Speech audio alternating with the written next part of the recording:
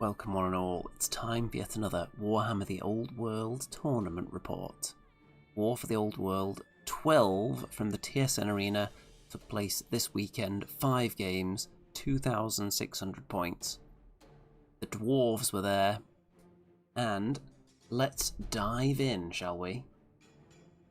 There is my army from the event, and you'll notice, of course, we've got the cabbage train at the back, an essential part of any army nowadays. And let's take you through my list immediately, and then I'll give you my thoughts on maybe how it can win some games. So, first of all, if we go up here, we've got Burlock Daminson. I haven't got the actual one fully painted yet because it's been too hot to paint. But hopefully very soon. I've got him on the table and he's looking very silver at the moment. So, that'll be done soon, but this engineer is playing the part of Burlock Daminson for the time being, so he's going to spend some time in a big ranger unit to prevent them suffering -1 to hit at long range, and maybe help a war machine out now and then. There is only one war machine, you can see there, the organ gun, my favourite organ gun. We have got, if we go back down here, UNGRIM Iron Fist, who is the general, who is going to be making a unit of Hammerers Unbreakable, and hopefully slaying some monsters. Wouldn't that be nice? We have got a king on shield bearers with the master rune of adamant and rune of fury, so he's toughness 10 and he gets an extra attack with that hefty great weapon as well. Then we have got the Thane BSB with the master rune of Grungni ward save banner and a rune of battle, which are represented by, of course, his fancy helmet wings rather than an actual banner. And he's also got the exploding handgun of doom, so the usual combo, the master rune of bursting flame, rune of rapid fire, rune of accuracy. So loads of shots, loads of hits being dealt by the handgun, hopefully. Then we've also got a runesmith with full plate armor and shield, no fancy anti-magic stuff. He's just there to either provide a little bit of anti-magic with his dispel attempts that have a slightly better chance than fated dispel, and also to give magical attacks or flaming attacks to a unit. Then we've got, who haven't we done yet on the characters? We've got a Doomseeker, who, because I added him into the list before I had UNGRIM there, he's still technically put down as a mercenary, hilariously. So, is the wide shot a better one? Oh, there's a better shot of the Doomseeker. So, this is a heavily tooled up Doomseeker, by the way. And I've got plans for this guy. So he's 150 points for a little naked guy, toughness 4 with 2 wounds and no armor. You might think he's just going to die, but obviously he doesn't give away victory points, so that's good. He also has been equipped with the Master Rune of Alaric the Mad, Rune of Wrath, and Rune of Endless Battle. So, he has 1 extra attack. He does not allow armor saves on any of his attacks. And for every unsaved wound he causes, he generates an extra attack, which does include if a wound is regenerated, to the best of my knowledge, because that still counts as an unsaved wound. So he can potentially get a lot of attacks if you get him into the right target. So the ideal thing for him would be something that he can hit and wound quite easily, and then generate more and more attacks. So something like Bretonnian Knights of the Realm would be perfect, because he's going to have higher weapon skill than them. He's going to be wounding them probably on 2s, I think, Bretonnian Knights. And they won't get an armor save, and then he'll get more attacks after that. So those would be the ideal kind of targets for him. But he's also pretty scary for big monsters, because one of their saves that they rely on is obviously their armor save. He'll be denying that. And getting lots of potential attacks is obviously nice, and he doesn't worry about high toughness, because at worst he's going to wound something on a 4. So maybe the Doomseeker can get something done in this game, and even if he doesn't, he's not costing me any victory points by being shot down by magic missiles. There is the unit of Hammerers that I mentioned a minute ago that are going to have UNGRIM in there. They have been equipped with shields, which obviously not represented on the model, but everyone has shields nowadays. Why wouldn't you? So you can get the old hand weapon and shield bonus on those occasions where you think you'll need it. They also have full command Rune of Passage on the champions for move through cover, in case they want to move somewhere. They've got the Master Rune of Hesitation on the banner as well, so the enemy will not be able to use lances against them or extra frenzy attacks on the charge or any of that horrible stuff. I've not gone for the double debuff to enemy charges. I've not taken the one that will remove the initiative bonus as well. And it's mostly because I'm not putting the BSB into this unit, because I'm going with the way I think it should be, that once you put UNGRIM in here, you can't have other characters in the unit. That's how I think it should work, but as written, there is a case that if you deploy multiple characters in there at the same time, then it is legal, but not doing that. They are also drilled. Then we've got 20 Dwarf Warriors, and they have a Rune of Battle. So we've got Rune of Battle in the BSB, a Rune of Battle in the Dwarf Warriors. So plenty of Runes of Battle being thrown around. Then we've got 27 Rangers. Oh, the chat is flying already. Good evening. Steve loves the minecart of cabbages. Well, if you're going to spend all this time down in the cabbage mines, then you better return with something to show for it, and you better be willing to defend it on the battlefield. That's what I say. Stu says there should be a rule for named characters. If both players have the same one, dice off to see who's the real one and who is downgraded to something generic. That sounds hilarious, but potentially unbalanced. Real says, how is this 2,600 points? I can assure you it is. There is a lot of character points in here. So, UNGRIM and the King are both over 300 points each. The Thane is, let's see, Thane is nearly 300 points. There's a Runesmith and Burlock and an expensive Doomseeker. So just those characters alone are quite expensive. They are over 1,000 points of characters there. So, the Dwarf Warriors, hand weapon and shield, of course. 27 Rangers with great weapons, shields, throwing axes, hand weapons, full command, and the Rune of Courage. It's the usual Ranger setup that I go for, so they auto pass any fear or terror checks, because occasionally they will deploy somewhere and expect to get charged by a monster. They're not quite as scary to monsters anymore, because they can't just fight in a long, endless line and attack with 50 guys at once. But they can threaten monsters in other ways now, because they can have a decent combat resolution bonus, especially if I put the BSB in there, with the Rune of Battle as well. They don't have close order, of course, but they can outnumber, they can have ranks, got a standard. So they can do a good job on combat resolution, not as good as like the Dwarf Warriors, but of course these guys have the stand and shoot going for them as well. Furious says, spend a lot of bling on them runes for an army that compact. Yes. We've gone for some quite elite stuff here. Then we've got the organ gun, of course, 3 gyrocopters with the steam cannons. Now, cabbages. Important to note, with this army, I have decided to forego chasing after enemy cabbages. There is nothing here that I want to chase cabbages with. I've heard people suggest that units of 2 gyrocopters can do the job. I'm not entirely sold on that. At some point I wouldn't mind trying it. But my thinking is that 2 gyrocopters in the unit instead of 1, unless you're spamming them and you need to do that to get more into the list.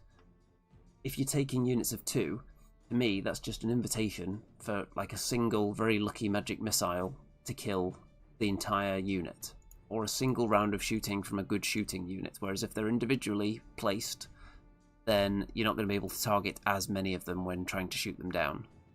I also think that if they're going after the enemy cabbage, as soon as they touch that cabbage, the enemy knows all they have to do is kill one of them, and it can no longer be a cabbage murderer, because it would lack the sufficient unit strength to take out cabbages if it's knocked down to 1. So I think any kind of magic missile or skirmisher shooting nearby would probably kill one, and they wouldn't get the job done. So that's my reasoning for not trying it yet, but I will pledge to give it a try at some point. I can take 2 units of 2 gyrocopters and try and hunt down cabbages at some point in the future. So I will try that, but not for this one. No miners in my list because I don't think they're any good, even for cabbage hunting, because if the enemy put anything there, even units that are vastly cheaper than the miners, I think they just beat the miners up as soon as the miners enter the table. And I don't think the blasting charges are sufficient to worry units that would be guarding the cabbages anyway. So, Reg, not Rag, says, small but beautiful, just like a good dwarf woman. Just like any good dwarf, short and easy on the eye, much like this army in general, yes. And Fury says, always carry Rune of Passage. Yep, always want a Rune of Passage on the champion for the unit that you want to get moving around a lot. So here's my plan. We're going to have UNGRIM in with the Hammerers, making them unbreakable. we are going to have typically the BSB in with the Rangers for ranged output and giving them a ward save. But occasionally I'll put it in the Dwarf Warriors unit. So they've got a bit of stand and shoot and they will have the ward save. Burlock is going to go in the Rangers so they don't suffer the -1 to hit for long range. And if I can, I'll keep him near the organ gun, but I'm not too bothered about that because it's very unlikely to blow itself up. I say that, but you never know. And the Runesmith can either go into the Rangers to give them extra armor bane and flaming attacks, or can potentially go into the Warriors so it can be carried closer to the enemy for those anti-magic abilities. The Gyrocopters are going to either look for opportunities to land in front of enemy units to annoy them, if necessary, but ideally they want to hunt something down, like, for example, lone wizards or war machines at the back of the table. We'll see if they can do the job. So there is 2,600 points, not that much in there. My 2 core units are the Warriors and the Rangers, so any objectives that can only be taken or held by core units, those 2 are going to be the ones doing the work there. Hammer is mostly going to be looking to kill things or guard my other units. So, let's dive into round 1, shall we? Drawn battle lines. So, these are the fancy square-based cards that I picked up at the event as well, and I think they're available on the are they on the actual Square-based website, or are they on the Honest Wargamer website? Either way, I think the pack, it has all of the scenarios and all the different terrain layouts for the Square-based events with 3 different variants of the terrain, so you can roll off and decide which one you use. And it also has cards for the secret objectives and some other stuff as well, and the scoring. I think it's on the website, it's £22.50, I think. So, drawn battle lines, we've got this diagonal deployment. So the first thing to ask your opponent is, do you have any wind blast or any similar abilities that could push my units backwards? Because if you do, I'm not going to put anything in this tiny wedge at the end here, because then they'll immediately just get nudged straight off the table and die. So the first thing to always ask whenever you're doing drawn battle lines. This is the terrain layout we end up with. So hills in the deployment zone, a rare treat for dwarves, but maybe not. I'm up against Tomb Kings, and I don't think I've played many games against Tomb Kings. I think it may be as low as 1 or even maybe 2 games that I've played against Tomb Kings in the entirety of the old world, which is really weird because they have been represented quite well in the community at large because they were one of the launch factions, and they're very easy to get on the table, obviously, if you fancy just dry brushing a load of skeletons. So, weird that I haven't played them more. Definitely haven't played them very much. What is in the Tomb King list, I hear you ask? Well, I'm going to open that up right now and tell you all about it, as I go through the pictures of it in a moment. Okay, so we have got 3 catapults. That's right, 3 catapults. 3 Screaming Skull catapults to be precise. And their trick is that wherever they land, they cause a leadership debuff. So if you're firing 3 of them, apparently it stacks as well. So if you drop 3 of them next to a unit of dwarves, they're on -3 leadership, which is quite painful. We've got Alex popped up in the chat. A pleasure to see the dwarf client in action. I'm not playing Chaos in this event. Dwarves can sometimes be a bit tiring, but I don't think my Chaos Warriors are quite ready for 2,600 points yet, which is why I haven't been using them in these big events. But I am planning to paint some more Chaos Knights, so they will be a bit more usable at that point level. But for now, the big events are going to be dwarves. So we've got the 3 catapults, 2 Caskets of Souls, who have a spell that forces you to take a leadership test. So you can see the synergy here with debuffing leadership with the Screaming Skull catapults. There is, let's see, just scrolling down the list here to get to the right spot. So that's quite a lot of units from the rare section there, the Caskets of Souls and the Screaming Skull catapults. In special, we've got Tomb Guard, 1 unit of 17, and 5 Ushabti with great bows, which are quite scary actually. They've got high strength. I think it's like a strength 6 bow. So that's quite terrifying. There are 2 units of Tomb Guard, but one of them has made its way into Core. The bigger unit is in Core, which is this one, and the other one is in Special. there is a big blob of skeletons as well. And how many are there? Let's see. 31 skeleton warriors. And characters, there is... Now, I'm in no way going to be able to tell you which character is which, because there's so many of them, and they're all over the place, and they're all quite similar. So, there is a high priest, another high priest, a tomb prince, a royal herald, a necrotect, another necrotect, another necrotect, and a mortuary priest. So, loads of little heroes floating around, and I can't necessarily tell them apart. We've got some skeleton skirmishing archers here as well in front of the catapult. So, the gist of this army is that some of the spellcasters have the ability to resurrect skeletons. A large amount of skeletons as well.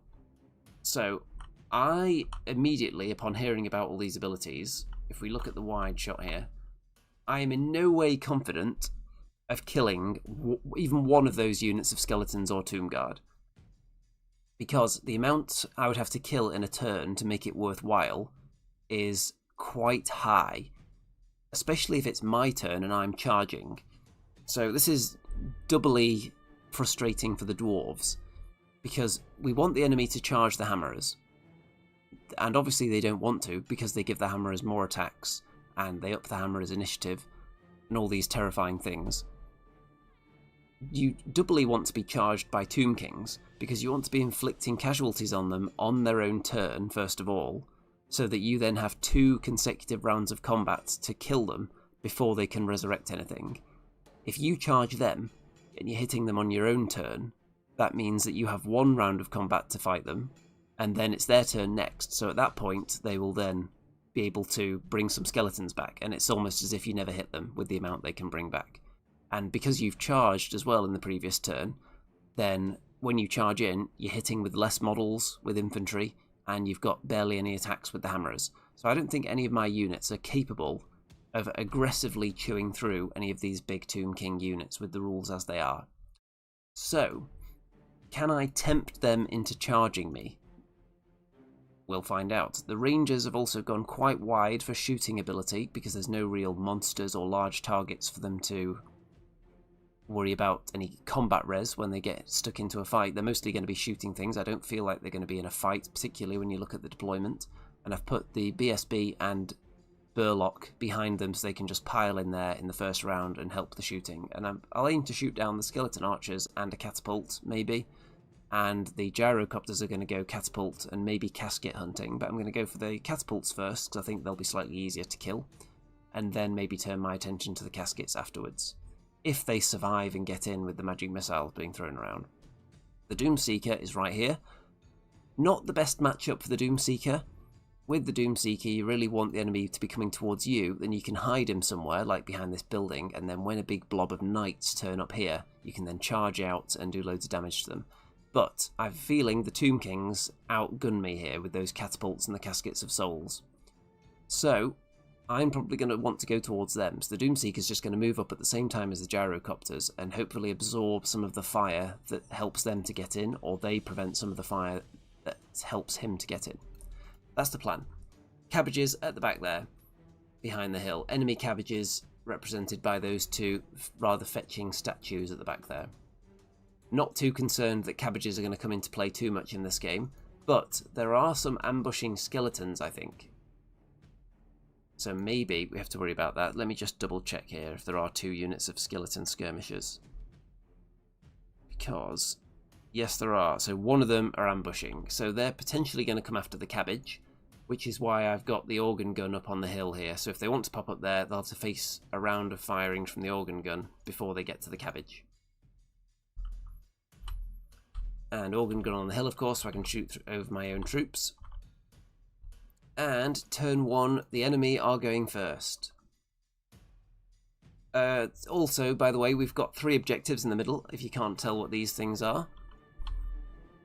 And because of the Screaming Skull catapults, these are the leadership debuffs that have just been dropped onto my army. So, -3 onto the Dwarf Warriors and the King, -3 onto the Rangers, and -1 onto the Organ Gun. And there is a horrible vortex been placed there as well. Skeleton archers, and I think it's just a catapult actually. Fires off, does some damage. 2 rangers are gone. I don't know if the archers would have been in range yet. The Ushapti kill the Doomseeker in turn 1. That's very sad. Leon Bleak says, those basings look so dull. I hope you're not talking about my bases. And in fact, the enemy bases aren't that bad either, to be honest. There's a bit going on these. I think these ones look more finished, don't they? The Ushapti. Because you've got all the bits of rubble. And I don't know if that's like hay or bits of like desert grass in there. So maybe the others are going to have that added to them as well. But yeah, they look fine. You better not be talking about my Goblin Green, though. Because otherwise, that's worthy of a banhammer, I think. So the Doomseeker is dead. Casket of Souls doing some damage to the Dwarf Warriors who've had their leadership debuffed, which makes it more likely they'll lose people to that as well. So, lost a few things, lost a few models, been leadership debuffed all over the place, but it's time to move on.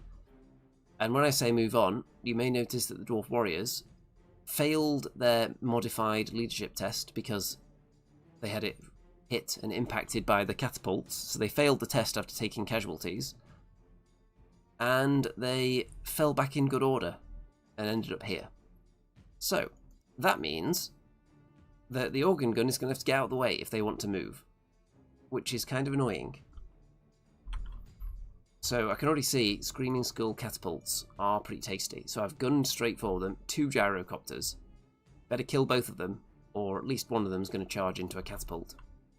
Hammerers in marching column get straight up into the middle of the battlefield. They want to get into a fight as soon as possible because we don't like being shot at, and I'd rather just at least try fighting, even if I can't chew through the enemy. I like my chances better in combat. I don't think Tomb Guard are as good as Grave Guard at murdering things. The Rangers do some shooting into this unit as well. And just because there wasn't really anything too enticing to shoot at up here, the skeleton archers are skirmishers, so it would have been more difficult to hit them, so I didn't bother with them yet. Other gyrocopter moved into position as well, so if the gyrocopters do not die, they will start charging into those catapults next turn. And the strategic locations, you can see I've got 60 points for the round, my opponent has 120 for turn 1.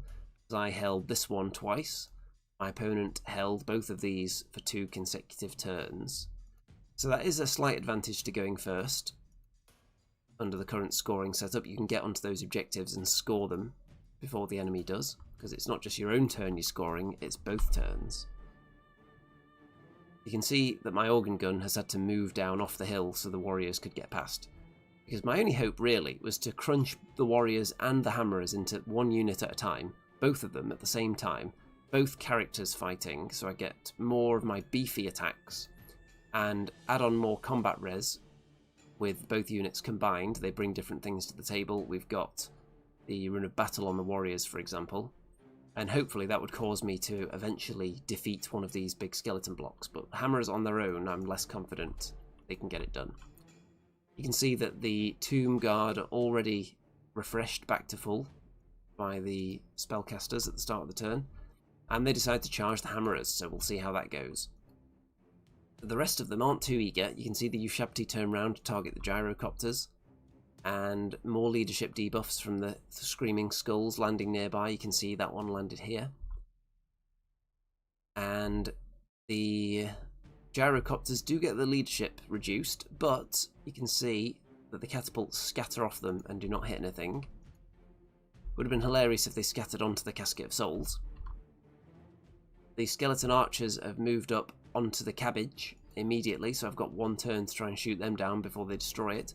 I need to kill about, how many are there? 10, so I need to kill 6 of them to get it below unit strength 5, so they can't interact with cabbages anymore. Look at that. You can see, for some reason, these skeletons have got a thirst for cabbage. Maybe in life they were deprived of cabbage, and that's what led to their demise from malnutrition. So in death, all they do now is stalk the lands seeking out the finest cabbages. There's the basis for a campaign book, GW.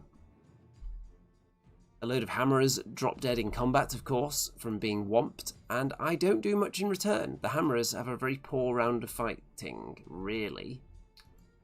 And then I go into a wider formation to get more of them able to strike in the next turn, when I'm forced to... Let's see, because I think the enemy had passed beyond just 2. I don't know whether I scored 2 and the enemy got 9, or whether I got 9 and the enemy got 12, perhaps. Giovanni says I'd buy it. Yep, I would buy that campaign book, The Cabbage Wars. If anyone can come up with a cooler name for it than that, then let me know. Cabbage Carnage, Cabbage Chaos, The Calamitous Cabbage Contraption, a dwarven invention that harvests cabbages. Reg says green flights on those skeleton arrows may be made out of cabbage. Could well be. There could be cabbage used in the manufacturing process of the skeleton weaponry. We can't rule that out at this stage. The Cabbage Incident. The Cabbage Incident sounds more like a murder mystery rather than a campaign. Maybe just the Cabbage Campaign. Okay, so what am I going to do next? I don't think the warriors can charge into the Tomb Guard yet, which is annoying because they're going to be a bit far away, probably. But I'm going to be able to charge into those catapults with all of my gyrocopters, because all of them survived the shooting. Most of the casket's abilities have been failing, and the spells have been failing against me because of magic resistance. So, turn 2 for me. 1 catapult down. The other one is wounded, but does not get killed by this gyro. So I'm feeling pretty good about this, though. Got into the war machines now. And the other one is down as well. So the gyrocopters, this may be the most they've ever done. Killed some war machines. My rangers take aim, and they shoot down a load of the skeleton archers. So there's not many left in that unit now. Tomb Guard and the Hammerers just beat each other up a bit more. And I win combat by a decent amount this time. And that means some of them would crumble, of course, but obviously some of them are going to come straight back to life next turn. And the Dwarf Warriors have moved up. You can see, though, how if I had both units fighting them at the same time, this could be going quite well now, because this Dwarf King, with his 5 Great Weapon attacks, would be doing some serious damage. And the Dwarf Warriors aren't too terrible at fighting either, so they might have killed a couple. And then the extra combat res that comes in from this unit as well. So we could potentially be chewing through these units if I had both of them fighting side by side, as was the plan, but of course they got nudged back by having their leadership debuffed and being shot and taking a panic test and failing and falling behind the organ gun in turn 1, which was hilariously bad. Leon says, I was talking about the skeleton bases because the Old War skeletons are so skinny I feel something is missing. I do think the Old World naked skeletons are pretty cool, though. The more naked a skeleton is, the better, as far as I'm concerned.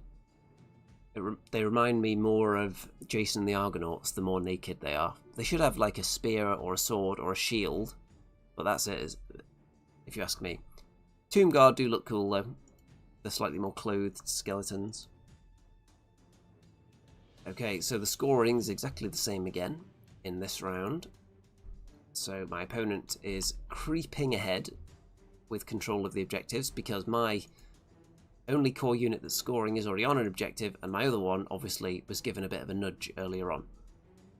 What I'm thinking at this stage is that the Rangers are probably going to survive, but they're not going to accomplish that much here. And I'm thinking that since the enemy don't show too much intent to come over to my side of the table, that maybe the Rangers would have been better off over here, where they could have possibly advanced on the enemy, done some shooting, and maybe got involved in a fight at some point. Because over here, they may well kill off some skeleton archers if they're lucky. They'd be lucky to finish the unit, though, because they could just hide. So, turn 3 for me.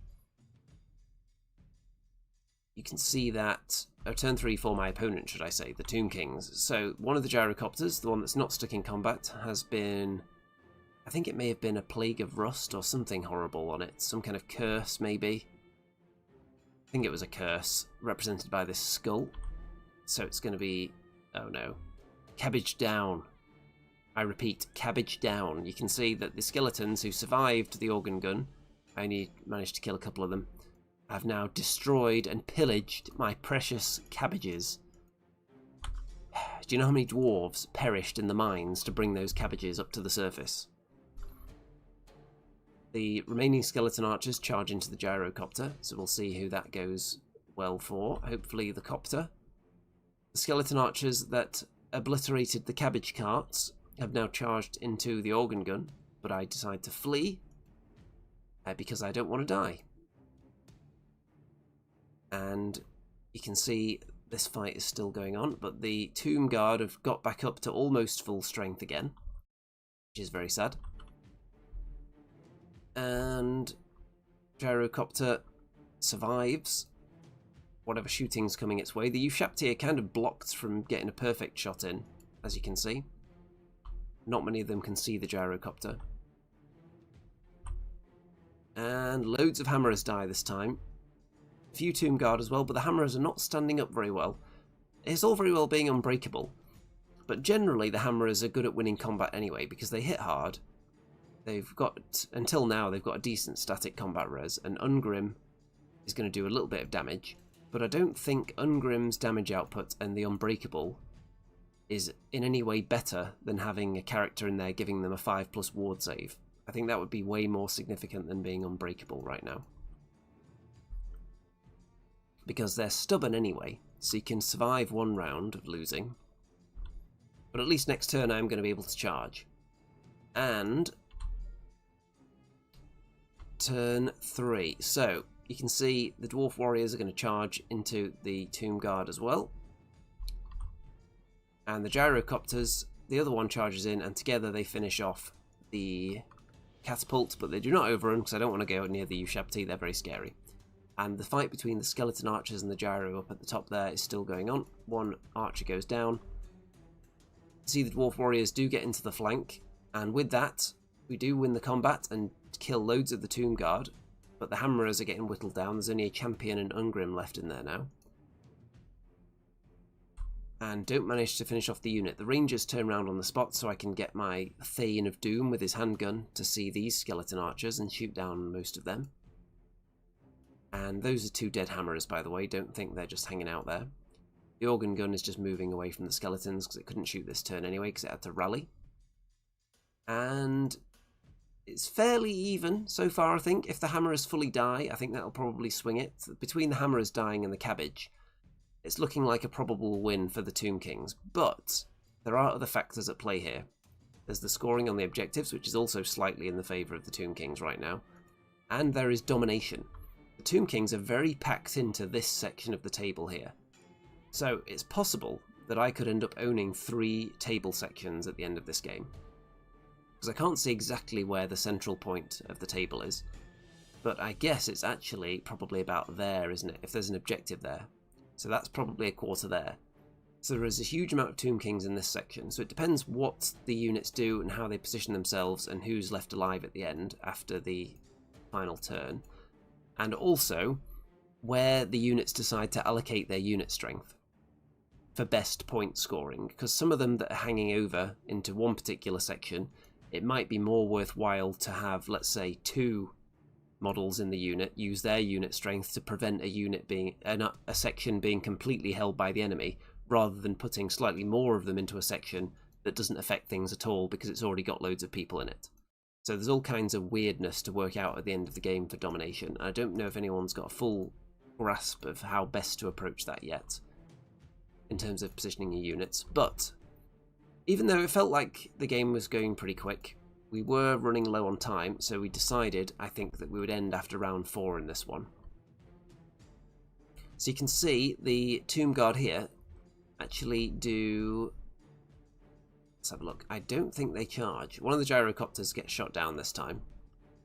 The organ gun takes a hit from possibly a casket. And the gyrocopters nearly defeated the skeletons now. You can see these Tomb Guard do crash into the flank. And we had a hilarious moment where there was a droppage of some kind and a load of the skeletons got taken out and the king popped off his base there.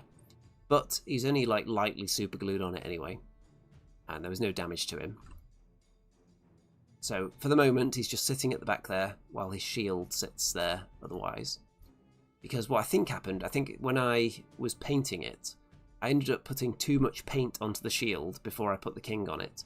So I wasn't able to put the plastic glue or sufficient plastic glue to hold it in place. So I think I just put a light dab of super glue on to hold him. So it's quite easy to pop him off there. And you can see all the hammerers do die this time, sadly, so that's going to give away a lot of points. And it looks like we actually draw the combat as well, which is hilarious, because we both got flank charges, both did some good damage. And turn 4 for me, so this is going to be the final turn. I just spread out my units around, got the gyrocopter into this section, and I've spread out the gyrocopters. This one has killed off the skeletons, finally, the skeleton skirmishers, so that's going to get me some points. And so this is where the game is going to end, and then all we have to do is work out who's scored what from domination and from the objectives and for kills. And let's have a look. And okay, I don't seem to have a picture of the final scoring sheet there.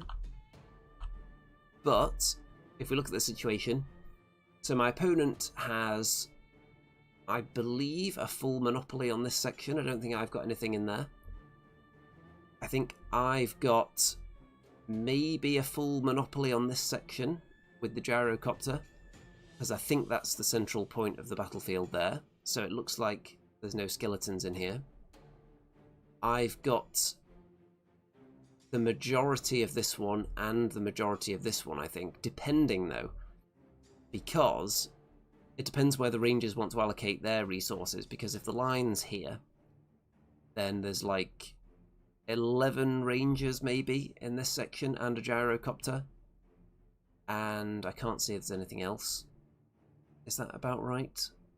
Roughly that number, but the rangers could also lend their support to this section here, so that I would end up double outnumbering the skeletons. So I can't remember exactly what I went for in the end in terms of dividing up who's where, but I can reveal, I don't even need to look on the BCP to tell you, it turned out to be a draw with this final position. So I managed to get just enough points from domination, mostly from I was able to fully have this one, and then I think I had a good amount to take these, at least mostly. They weren't complete domination in these two, but I think I had them, and then my opponent had this one.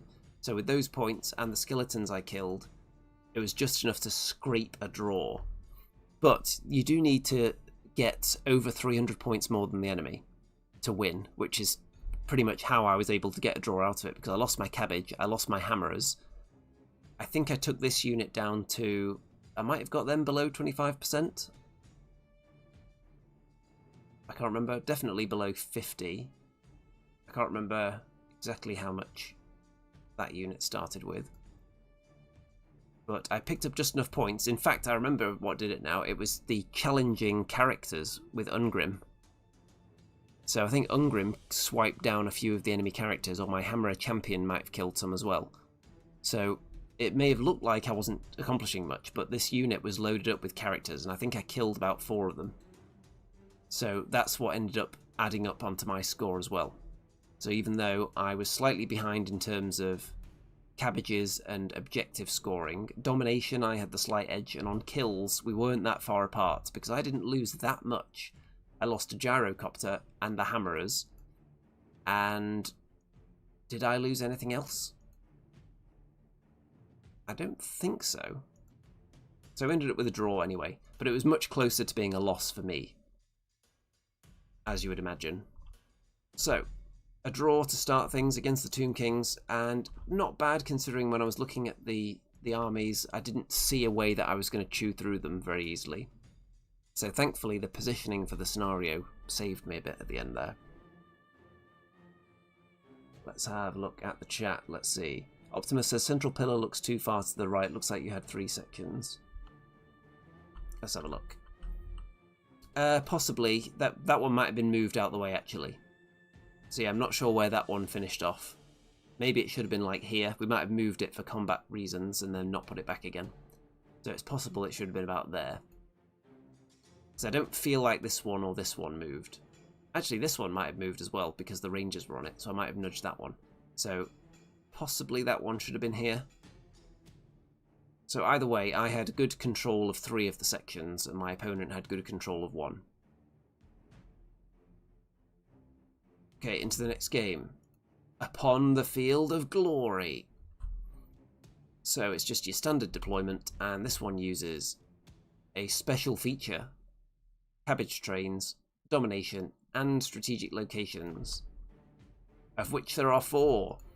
So tons of scoring available in this one, and up against the might of Grand Cathay with a balloon. The balloon is the most terrifying thing in the old world since the triple save Chaos Dragon pre-nerf. The balloons are now dominating the skies, and I'm not going to go on too much of a rant about the balloons. No one at the TSN arena has spammed balloons yet, and I don't think I've ever seen more than 1 on the table at the TSN. And I think it's perfectly fair to have 1 or 2 balloons in a list anyway. And it's not the power of them that I have a slight issue with. The issue I have with them is that they have too many rules, and I think they crammed too much in. So I'll get to a nice picture of the balloon, and then I'll tell you about it. And then I'll go through the full list. So there's the balloon crew in all their glory, hanging out there. So my issue is that if you look at the Sentinel, the Cathayan Sentinel, there's like 3 or 4 different kinds you can make. They all look basically the same, you just paint them a different colour. And they all have a slightly different rule, which is a cool thing to do when you're not going to have a massive model release. You're only going to have a few units released, so you can run a few of the same thing, but each one has a slightly different flavour.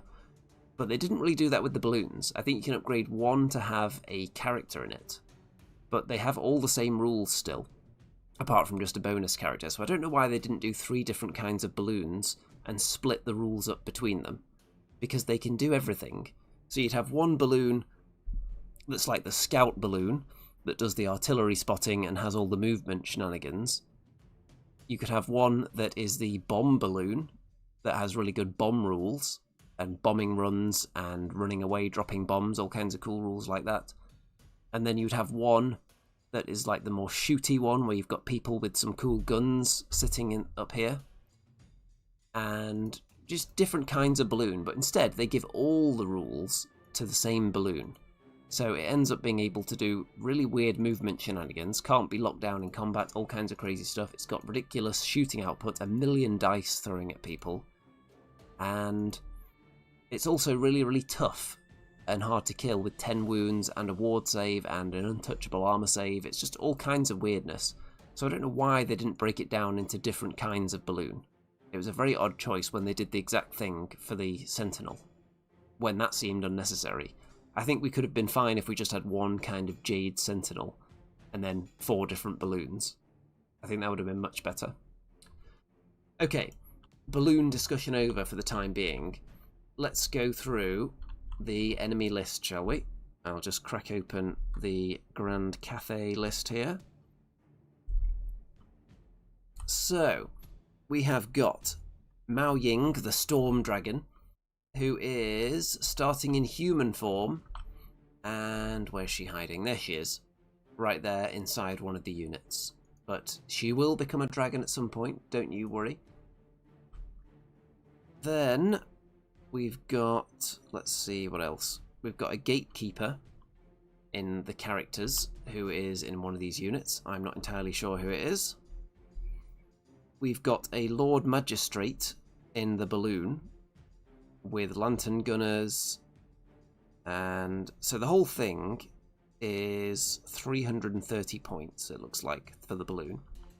So that is, let's have a look at it again.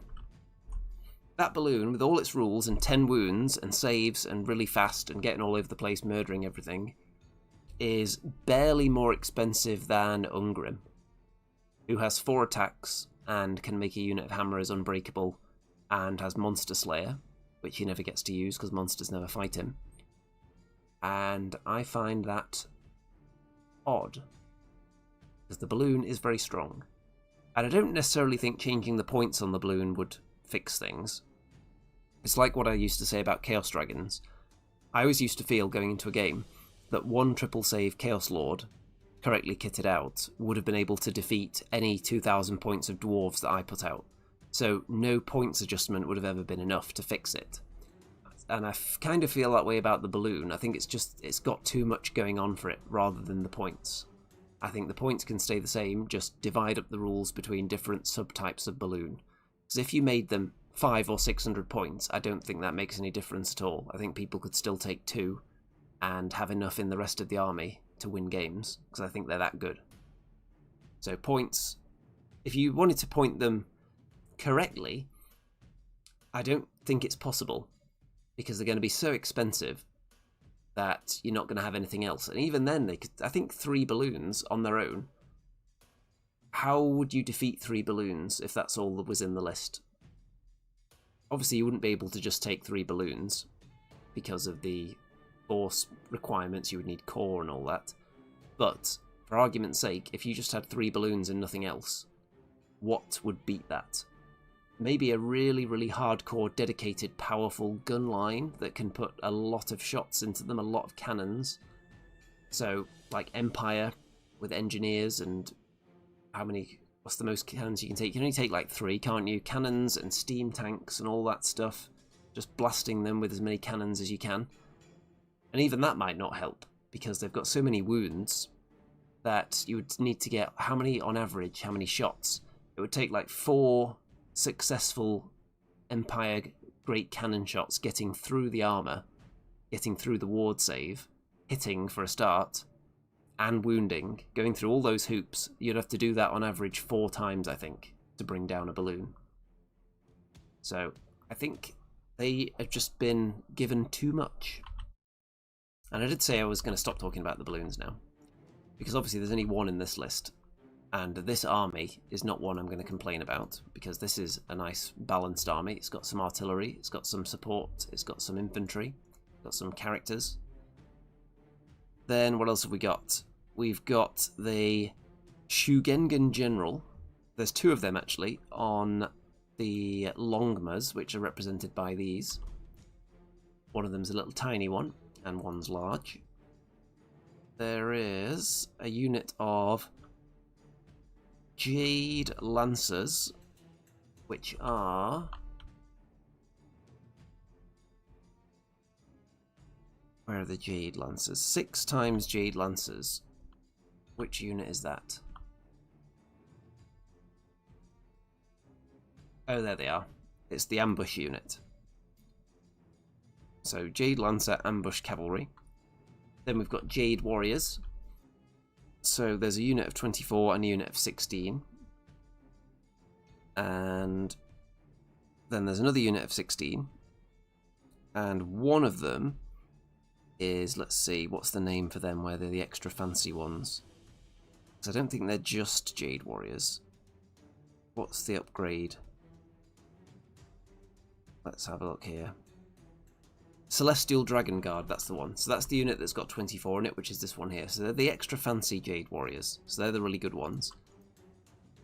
And so enemy elite infantry, being weapon skill 6, makes dwarves very envious.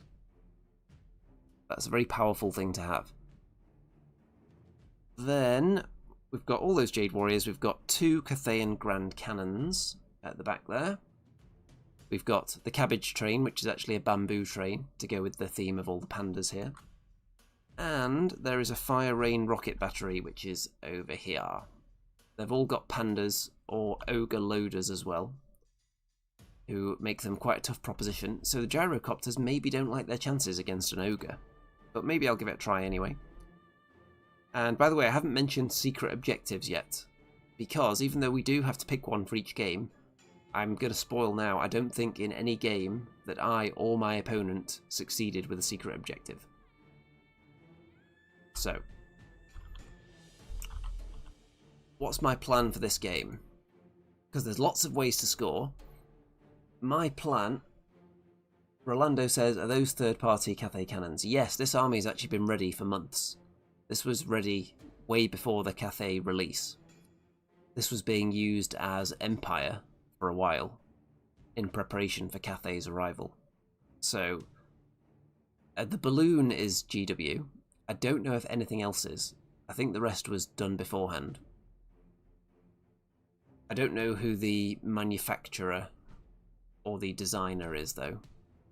Maybe if the owner of the army watches this video, maybe there'll be a comment left behind.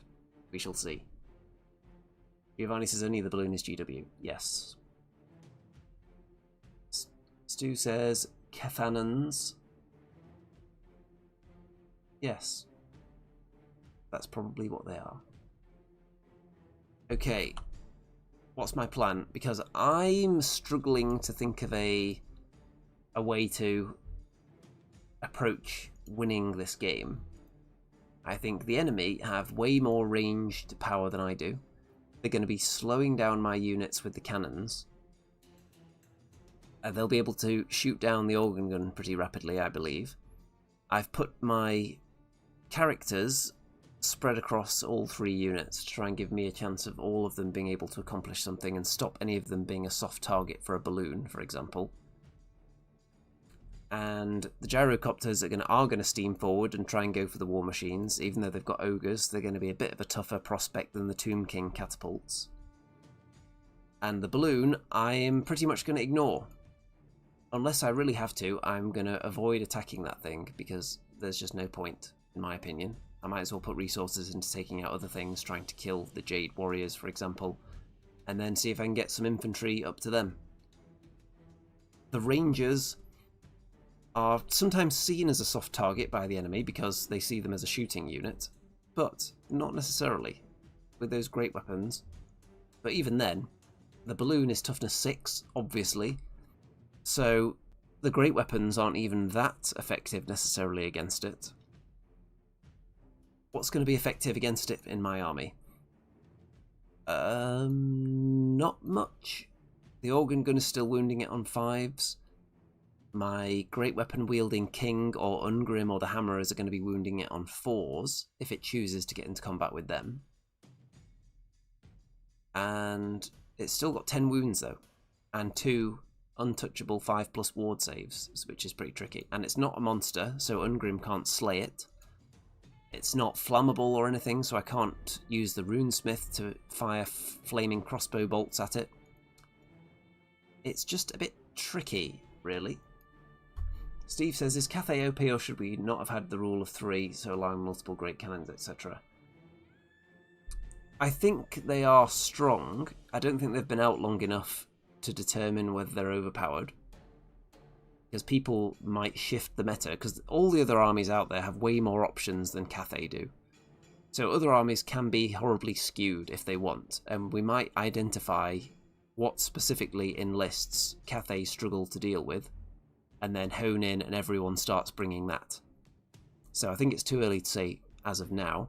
Obviously there'll be people out there that play just endlessly on the various tabletop simulation programs and websites and have played 1,000 games against Cathay already, and those people I think are claiming they're overpowered, but I only believe what's right in front of my eyes on the table, gosh darn it.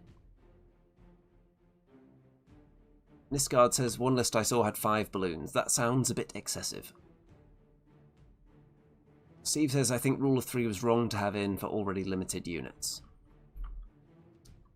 I think that there should be more limitations on specific units in the game. I think a general rule of 3 I'm not necessarily a fan of. I think maybe all units should just have a limitation on how many of each you can take. And anyone that buys 10 of something when they're released, I think you're asking for trouble anyway, because things may well get amended in future so that you can only take less of them in a game. But GW, I can understand them being hesitant to do that themselves because they're just stopping people buying more of the stuff that they sell. So I think TOs will probably start limiting certain units the way they kind of already do with other limitations that get brought in.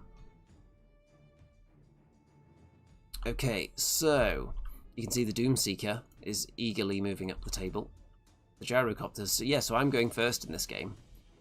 Gyrocopters have got right up there, because I'm just going to be super aggressive with the gyrocopters. But after I then position them here, I then find out that actually Cathay also have the once per game auto turn off fly ability as well, which is quite hilarious. And there's not even a dice roll on that. So, not like the Bretonian one where they actually have to roll the dice. So, gyrocopters though are close enough with Swift Stride to still be in a position to threaten things, despite maybe having fly turned off in the next turn. Doomseeker, going to be very aggressive, just try and steam over there, and if they don't kill him, he'll kill something. Everyone else just going forward as fast as possible. Hammer is in marching column because I really wanted to get them into a fight. And just move everyone up because I'm going to be outgunned by the cannons, I believe. Oh, by the way, the cabbage. You may think this is an odd cabbage strategy. I've put my cabbages in the corner on their own, miles away from the rest of my army. My thinking is, I have no way of defending them because I plan to go forwards to not get shot. So if I put it behind my army, the enemy unit that wants to destroy the cabbage will come on, destroy the cabbage, then immediately charge my war machine or charge into the rear of one of my other units, and just hassle the rest of my army. So I've said to the enemy, basically, you can have my cabbages, but you're also going to be totally out of the game and not be able to hassle the rest of my army. So here you go. I'll just leave some cabbages out there in the corner for you to feast on. While you're busy eating those, I'm going to move forwards. So that's my plan. Just writing off the cabbages, and the enemy will have to decide whether they want cabbages or whether they want to participate in the rest of the game. That's the plan. The organ gun, you can see, actually, if we go back, you can see the pile of casualties there. The organ gun has claimed some victims already, blasted down some out of this central unit, which is the unit I'm going to try and go for with the hammerers, which is the fancy pants enemy infantry unit. And you can see that also my handgun Thane and the Rangers joined in as well with the shooting. And into enemy turn 1. So you can see I'm keeping track of the score with these dice in this game. So I've got 60 points for objectives. My opponent has 30. So I've got core units on both of these two. So the balloon. Heavenly Fury is sent out, which is going to prevent flying. The balloon moves forward a bit, and the gyrocopter takes some wounds from having bombs dropped on it. I think it was a dud as well. So the bomb chart is just amazing for the balloon. It's way better than the gyro bomber. And even if you roll a dud, it still does a wound to something. And the thing is, even if you had loads of entries in there on the bomb table where it ends up wounding itself, even if that happened a lot, it wouldn't be an issue because it has 10 wounds to begin with. It's like the Warp Fire Dragon using its like Stone Thrower-esque Warp Fire ability, where if it rolls a misfire it just wounds itself. But it's already got quite a few wounds, so it's not a big deal if you just lose 1 for misfiring. So the enemy turn round to threaten my gyrocopter a little bit. And you can see where the impacts are going down. One here to slow down the hammerers. So I'm going to be walking very slowly. And the other one just lands squarely on the organ gun and kills it in one go, as you would expect. Because on average, all cannons apart from dwarves kill enemy war machines on average in 1 hit. Whereas dwarf war machines on average take 2 to kill an enemy war machine. Which you'll have heard me say probably in every video I've ever done for the old world. Dwarf cannons, it'll always be an injustice. Gyrocopter on the right gets shot down with a grape shot. And a few dwarf warriors get shot down as well, but not many. Then, turn 2 for me, the Doomseeker moves up again into a threatening position. The hammerers march in column as fast as they can, which isn't very fast because they were slowed down, right up towards the enemy. The Rangers take aim from the hill, and with the Gyrocopter's flame template, just totally whittle down this unit of Jade Warriors here. So this is actually like 6 models represented by this one. And that is the Mao Ying there as well. So she's going to turn into a dragon shortly because she's now not got much protection in that unit. The other Gyrocopter, you can see, is just moving into position to... Let's see, what was there before? Going to go back to the last time we could see that Gyrocopter. There we go. So it just moves a little bit because obviously it couldn't fly this turn. So it just moves forward 2 inches, I think. Giovanni says the flaming gyro is very cheap and effective. Against certain armies that are bringing lots of weak, easily killed infantry, the flame template is actually really good. Not going to argue against that. So that's where we are now, and into the next turn. Enemy turn 2. So the Jade Warriors charge the gyro. I decide to flee because I don't want to be in combat with it. I also want them to get stuck here so I can charge them with my king. Mao Ying pops up in dragon form, but thankfully she can't turn into a dragon and immediately charge. So obviously this is an alternative sculpt as well. A 3D print. But the actual model does look very cool as well, which is shortly to be released. Balloon just flaps over the top of my army and gets into a position to threaten the flank of the Rangers. So all of these are gunning for the Rangers. And I've decided, actually, you know what? I'll let you have the Rangers, because I'm going to go and kill the rest of your army with my hammerers and my king on shield bearers. And what do you think about that? So this is how they position themselves. And a couple of some hammerers, some dwarf warriors are getting killed, and a ranger from various attacks they suffer. Impact through the hammerers with the cannon. I think it just lands in front of them. I'm not sure it even bounces, actually. Giovanni says, how in the world is there Mao Ying?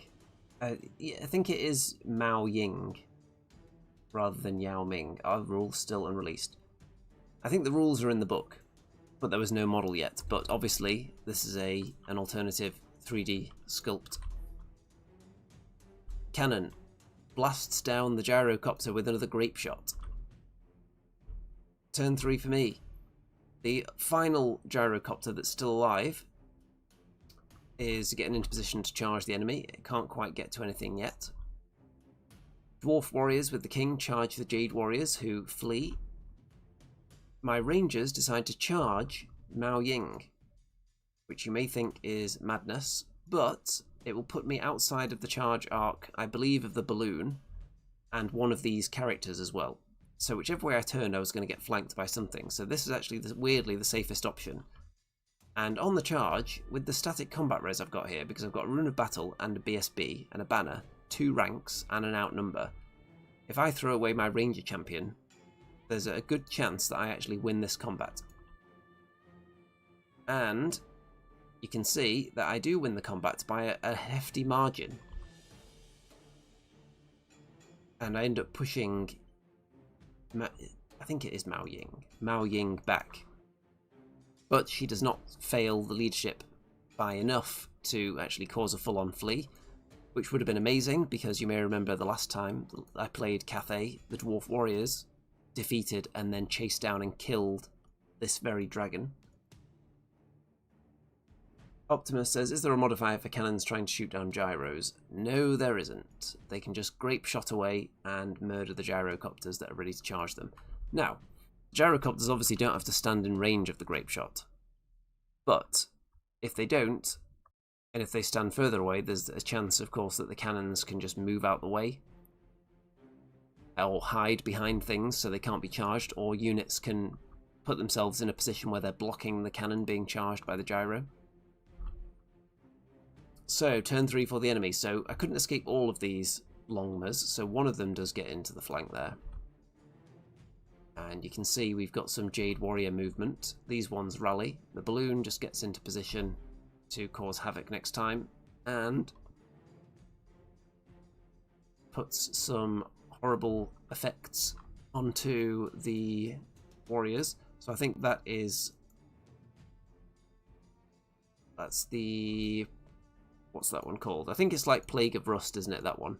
You're just reducing the armor of a unit, and then other things are going to shoot them.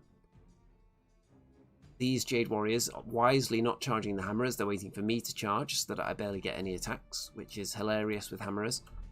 I actually think hammerers should just have 2 attacks base, because we've already got enough incentive to get charged, because we get to fight with extra ranks with infantry now. So I don't feel like the double punishment for hammerers is really warranted, because if the enemy just stand there and look at them, when the hammerers charge in, they attack with barely any attacks. So I feel like they should just be 2 attacks base. And even more so when I saw some of the other army lists in this event. there is in particular a Dark Elf list where the Cold Ones can get 7 attacks each. Cold One Knights. And then I'm thinking the Dwarves have cause for celebration when someone charges the Hammerers and they get up to 2 attacks each. Can you imagine having 2 attacks as a Dwarf? Even UNGRIM only has 4 attacks. Our really powerful heroes get 4 attacks. Basic infantry and elite infantry only get 1 attack each. I think the Dwarves are definitely not the best equipped army to approach this infantry heavy meta. Despite having infantry that is decent, it just needs more attacks, I think.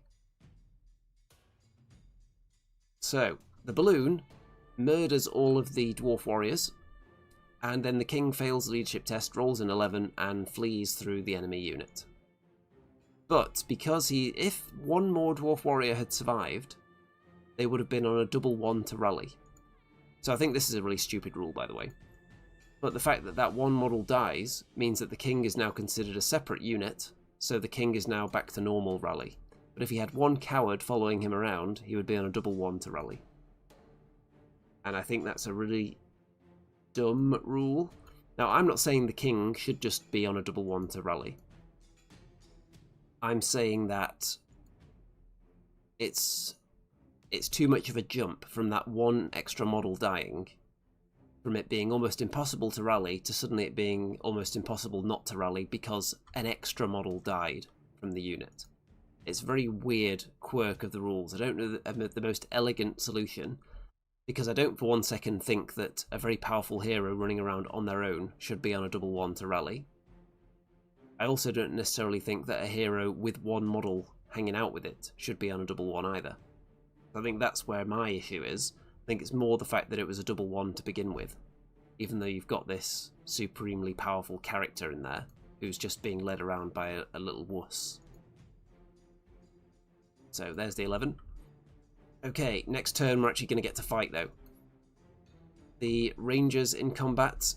Obviously I can still keep challenging when I pass a reduced leadership test to actually challenge and get into a challenge, otherwise you're just not allowed against Mao Ying.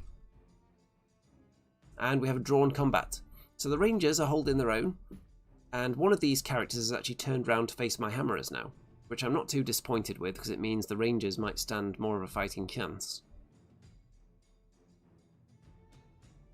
Giovanni says, but it's not the extra model, it's the last model that died. It's maybe 2 pushing to rally at double 1, but it's fine to rally at your base if you're a character left alone. Yeah, but I think that the situation being even more dire, because another model has died, shouldn't make it significantly, like infinitely easier for that character to rally. I think that's really odd. So either they double down and say, okay, the character was in the unit, he's classed as part of the unit, so the character's on double 1 to rally, which I would think is terrible, but it would be consistent. Or they say if there aren't like 5 rank and file models in the unit, but you've got a character, then you're not on double 1. You can just rally as the character. And a character being in there, that's another bonus to putting one in a unit because he's like inspiring the unit. Or you get a bonus to your leadership, or bonus to the role, so it's not just a double 1. It's some other role that's difficult but not quite as impossible if you've got a hero in there with you. It's just too odd of a switch. It's too significant a change, I think. From being at double 1, one extra guy dying, suddenly you're just rallying normally. It doesn't work in my brain. Now, you can see that because it was a drawn combat, the Rangers of course win via having a musician. And they choose to go after Mao Ying. Turn 4 for me, so that means I'm only going to have to fight this again now. I don't have to fight this character because they just gave ground and bounced off. And in my turn, you can see that I think I again won the combat 6-3 with my static combat res and giving away another character in the challenge. Who was it this time? It might have been a runesmith. Quite possibly. But again, I win the combat, but Mao Ying does not flee, and I choose not to chase after her again because I want to re-angle a bit so that I can get a stand and shoot next time when I get charged. And my king rolls an 11 and continues to be cowardly and flees. Hasn't reached the table edge yet, so he's got one more turn probably before there's a chance he could do that. So I was actually really glad when he was fleeing in this direction, because it meant I could rally him, and then next turn I could charge into some of this juicy stuff, but he's still fleeing, the loser. Gyrocopter, final one, gets into the cannon, and does a wound to the ogre. I get my hammerers into combat with the Celestial Jade Warriors, the Elite Jade Warriors, and we draw the combat because I charged, so obviously I don't get that many attacks, and I'm not fighting in that many ranks. All in all, it's not going too badly. I've lost the Dwarf Warriors, but that's about it so far. You can see that the ambushing Jade Lancers do come on, and they decide they're going to take out the cabbage rather than help out the rest of the battlefield. They just want cabbages, and that's all they want. So, we've got a triple charge into the Rangers now. I unleash my stand and shoot. Don't do too much. I think I might do a couple of wounds. And I'm surrounded by all these horrible things that have stomps and a balloon. And in fact some Jade Warriors join in as well, which is a bit of a risk because they could get whomped. You never know.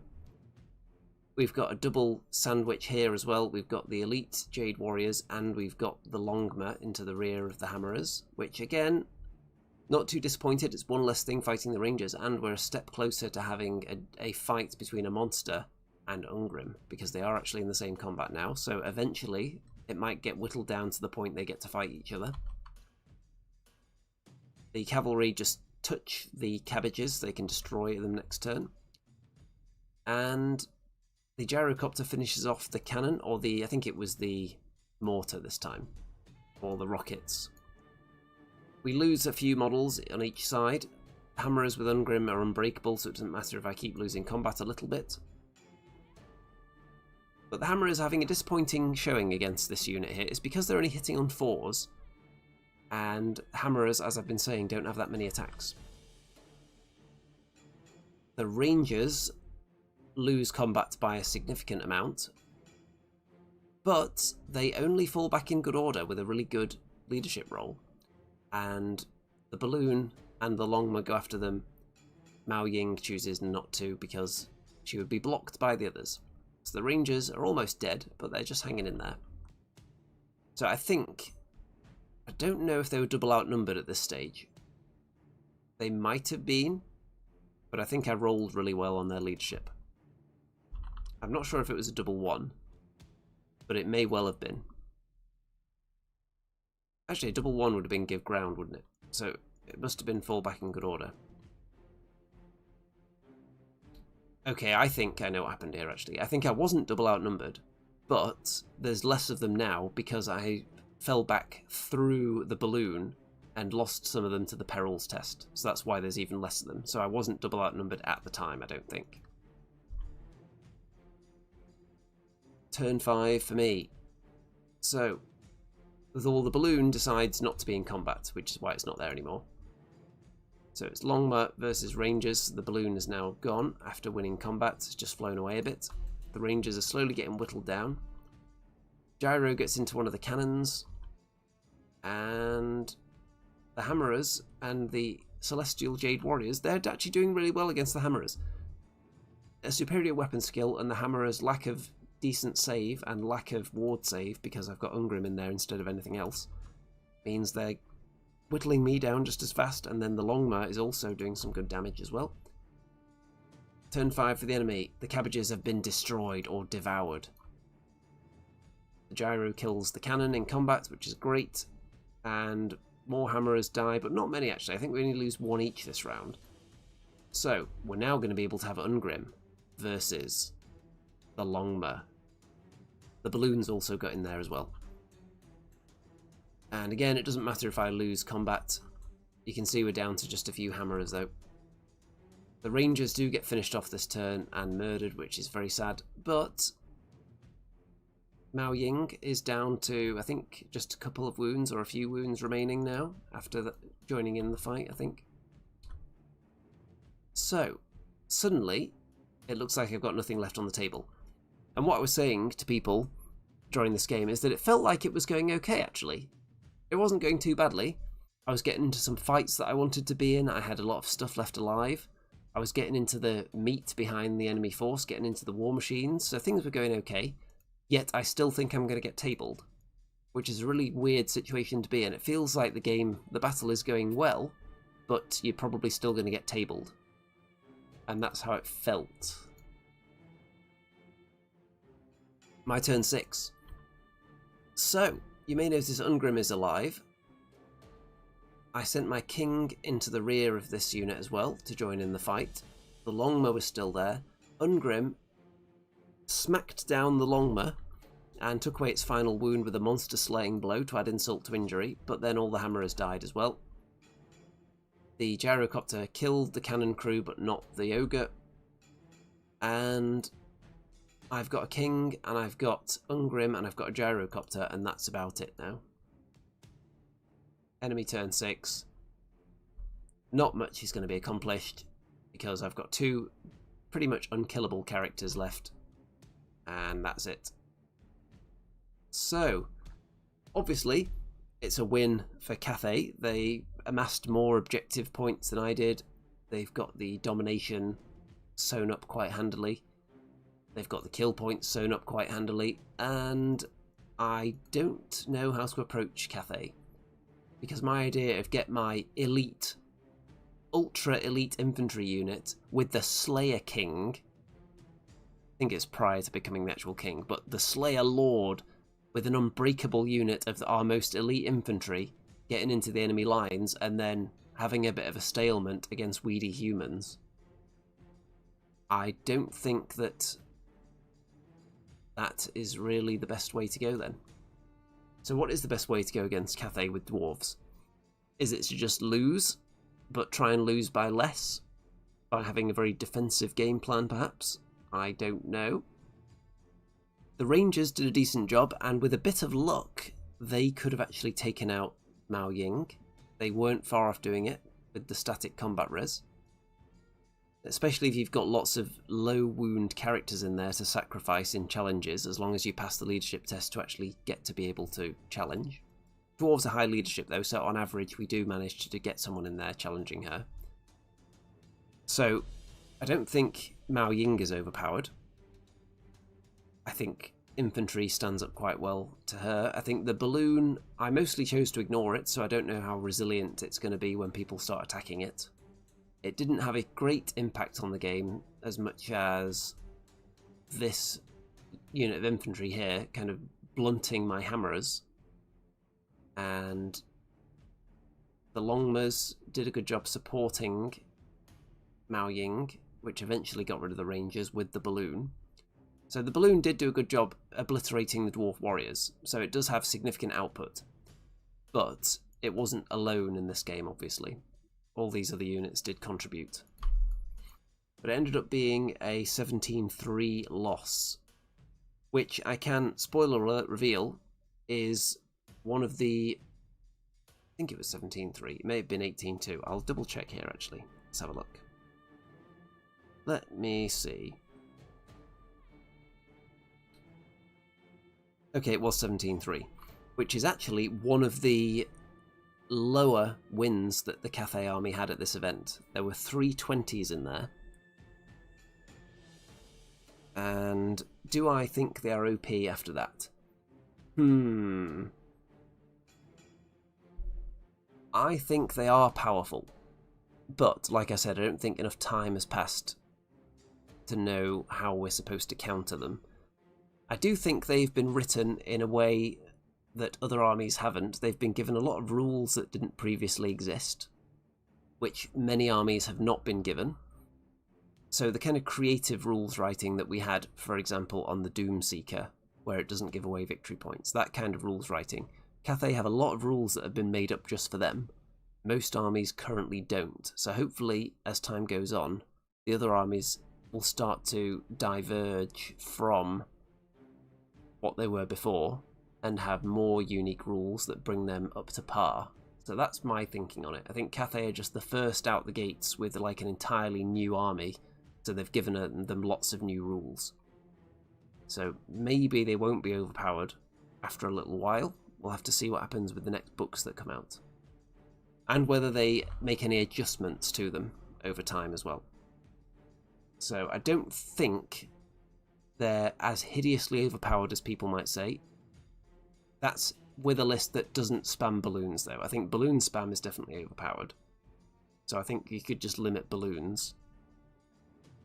Let's see. Did you manage to get the objectives first somehow with low movement and let Cathay charge you, or did you charge Cathay mostly? So I went first, and I was able to get forward with the hammerers pretty quick in marching column before they got slowed down by the cannons, and I've got rangers, of course, who can start further up on objectives. That's how I was able to score a few points. And then Cathay mostly refused to charge the hammerers, obviously, because the hammerers are much better when you charge them. And in fact, the reason the hammerers actually turned things around a bit at the end and managed to eventually kill the Longma was probably because they kept getting charged by extra units, so they suddenly remembered how to have 2 attacks again. So the extra units charging in the rear of the hammers actually benefited me, weirdly, because it gave me extra attacks on all the models then, not just against the unit that charged them. So I think hammerers just need to have 2 attacks in general. Easy fix, give hammerers 2 attacks. I think that's just a general fix for hammerers. Give them 2 attacks, give Iron Breakers a 2-up save, or a built-in 5+ ward save, or even a, let's go wild, what about a 4+ ward save if they get charged? Okay, maybe that's a bit much. Just give them a 2+ armor save, the Iron Breakers. Make them useful again. Okay, into the next game. I'm sure there'll be lots of debate about Cathay in the comments, but now we've got Dark Elves. The darkest of the Dark Elves. And it is a very fast, cavalry-heavy list. And let's see what we've got in it, shall we? Opening the list up now. You can see we've got 2 objectives on the battlefield, one there and one there. And did I take a picture of what the mission was for this one? I don't recall, but you can see that we have got cabbage. Okay, so if we look at the Y chart here, I've put nearly all my power over here, because I don't think that a fast list like this, which I'll go through shortly, I don't think there's a chance that they won't find a weak spot in my army. I think they're going to focus in and probably kill something, so I'm going to give them the Naked Rangers with only Burlock in there.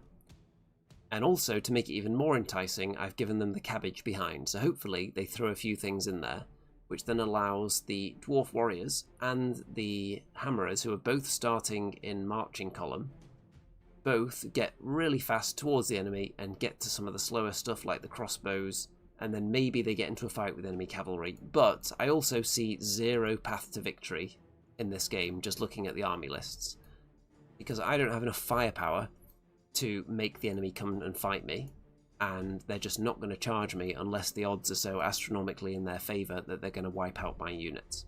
So I see 0 path to victory against a very fast list like this, because I don't think I have enough guns.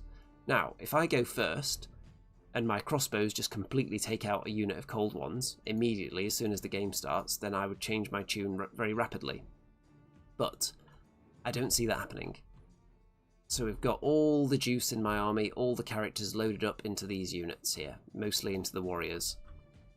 Then I've put an organ gun all the way on its own over on the left, because I don't want the enemy to be able to hit the organ gun and still affect the game. I want them to have a choice of going for the organ gun or fighting the rest of my army. You're not going to do both. So the Dark Elves we've got, let's have a look. On the dragon, we've got a Dreadlord on a black dragon, with Pendant of Kaleth and the Spell Eater Axe. There is a Beastmaster on a Manticore with the Shield of Grond and a Talisman of Protection. There is a Supreme Sorceress who is on a Cold One, who is... which unit is she in? Could be that one there. And Demonology wizard level 3. Then there's another sorceress on a dark steed, who is going to be in one of the other units. That'll be it there. And also demonology. 16 repeater crossbows. 8 dark riders. 8 other dark riders. And 8 other dark riders. So 2 units of them over here. 1 unit over there. 7 Cold One Knights and 6 Cold One Knights. With the lances. So obviously they wouldn't be able to use those if they charge into the front of the hammers because of the runes I've taken. And the 6 Doomfire Warlocks. Now, Doomfire Warlocks apparently are not skirmishers, which the player of this army discovered after the event, which is quite funny. But I don't think it's super impactful to have one skirmish unit of cavalry that wasn't supposed to be skirmishing. And we've all played rules incorrectly in the past. And just in case you want to go and slander someone for playing one rule incorrectly, then you can head on over to Close Order on YouTube and go and leave some slanderous comments about that. So, let's see, Optimus. Yes, it is the Close Order list. So let's go back to the wide shot here. I don't see a way to catch the enemy, which is the main problem. The Rangers have got 30-inch range, but the enemy would have to elect to be standing in that 30-inch range, and I think they can just go around and hit other things. So other than corner camping, which is just going to lose on objectives and territory, then how do we approach a matchup like this with dwarves? Do we need just massed gyrocopters? Do we need massed shooting, long-range war machines that can pepper the enemy from long range? I don't know what the answer is, because infantry are clearly not going to catch a list like this. So I don't know. I went into this game not really seeing a path to victory, so I'm just giving up the rangers and the cabbage, and all my expensive stuff is going to survive. So if I lose, it'll be by a small margin. And that's a sad plan to have, unfortunately. 15 gyros would be doable, but that would mean assembling more gyrocopters, and they are an actual nightmare to assemble. 3 was enough. I've already got 1 old gyrocopter, so I've got 4. I don't feel like I should have to get more than 4 of anything, to be honest. So, gyrocopters immediately with turn 1 moving up. Not much shooting accomplished in turn 1. I think I've shot maybe a cold one. Let's have a look. Were there more of them? Were they right up to the end of the tray? Yes, I think I've killed at least 1 cold one in the first turn. So there you go. Gyrocopters have moved up so they can't necessarily be charged by things. Chutney says Fireball Thane would work well for this matchup. The Handgun Thane of Doom is in this unit here, so he's actually moving up with the Dwarf Warriors, and he's shooting from inside that unit. So I didn't want to put him in here because he's so many points, and this is just a sacrificial unit to die. So this unit is moving up slower, so he can shoot. And he has actually shot down something as well, I think. He may have killed a cold one. So done a bit of damage. Turn 1 for the enemy. Gyrocopter flees from the enemy cavalry, who roll an obscenely high charge still, but don't quite catch him. Dark Riders are going after the organ gun. And the Manticore and the Dragon are going after the Rangers, which is good news for me, because it means they're not going to put together some horrible assault on my expensive units over there. And that was the game plan. It's not a great game plan, because it's a game plan that effectively surrenders the game, but hopefully it's not by much. And you never know, I might reach the enemy and get into a fight. Chutney says we need to be able to move into the centre and form square. Now, that would be a role for something like Iron Breakers, if you could put them in a square so that they have no flanks and no rear. Combine that with the ability to get a 2-up save, a special rule for Iron Breakers, so that how most infantry can get to a 3-up when they parry, Iron Breakers can use it to get to a 2-up. And let them have no flank or rear, as long as they haven't charged in the previous turn, something like that. That would make Iron Breakers a really interesting unit suddenly. Yeah, I like the sound of that. If anyone would be opposed to that rule being added to Iron Breakers, let me know, because I don't think they would be overpowered even with that. Turn 2 for me, the organ gun. blasts away and leaves only 3 Dark Riders in one of the units, so that is significant damage. The Gyrocopter charges into the other Dark Riders. Gyrocopter into the crossbows, takes a wound on the approach from the stand and shoot. And the Hammerers and the Dwarf Warriors close the distance. The Gunthane of Doom shoots down some more Cold Ones. So we're actually doing a good job whittling down these Cold One Knights. These are the kind of units that I want to be shooting at with Dwarves, because they're expensive and they only have 1 wound each. And they generally rely on armour, and things like the Gunthane of Doom and crossbows with the Armour Bane, especially with a Runesmith in those units sometimes, we can get through armour quite well. I shoot down some wounds onto the dragon as well. And that's about it. I think the Gyrocopter loses combat against the Dark Riders there. Or it's a drawn combat maybe. Or maybe they have a musician actually, I think that's what happened. They had a musician, so I lose, give ground, and they do not follow up. So the Manticore and the Dragon into the Rangers. I get 1 wound in with the stand and shoot for combat res purposes. 3 Dark Riders that survived and didn't flee from the organ gun charge into that. And the other Dark Riders in the top right annihilate a Doomseeker who is gunning for them. The War Machine crew kill a Dark Rider and lose 1, so that's a drawn combat, I think.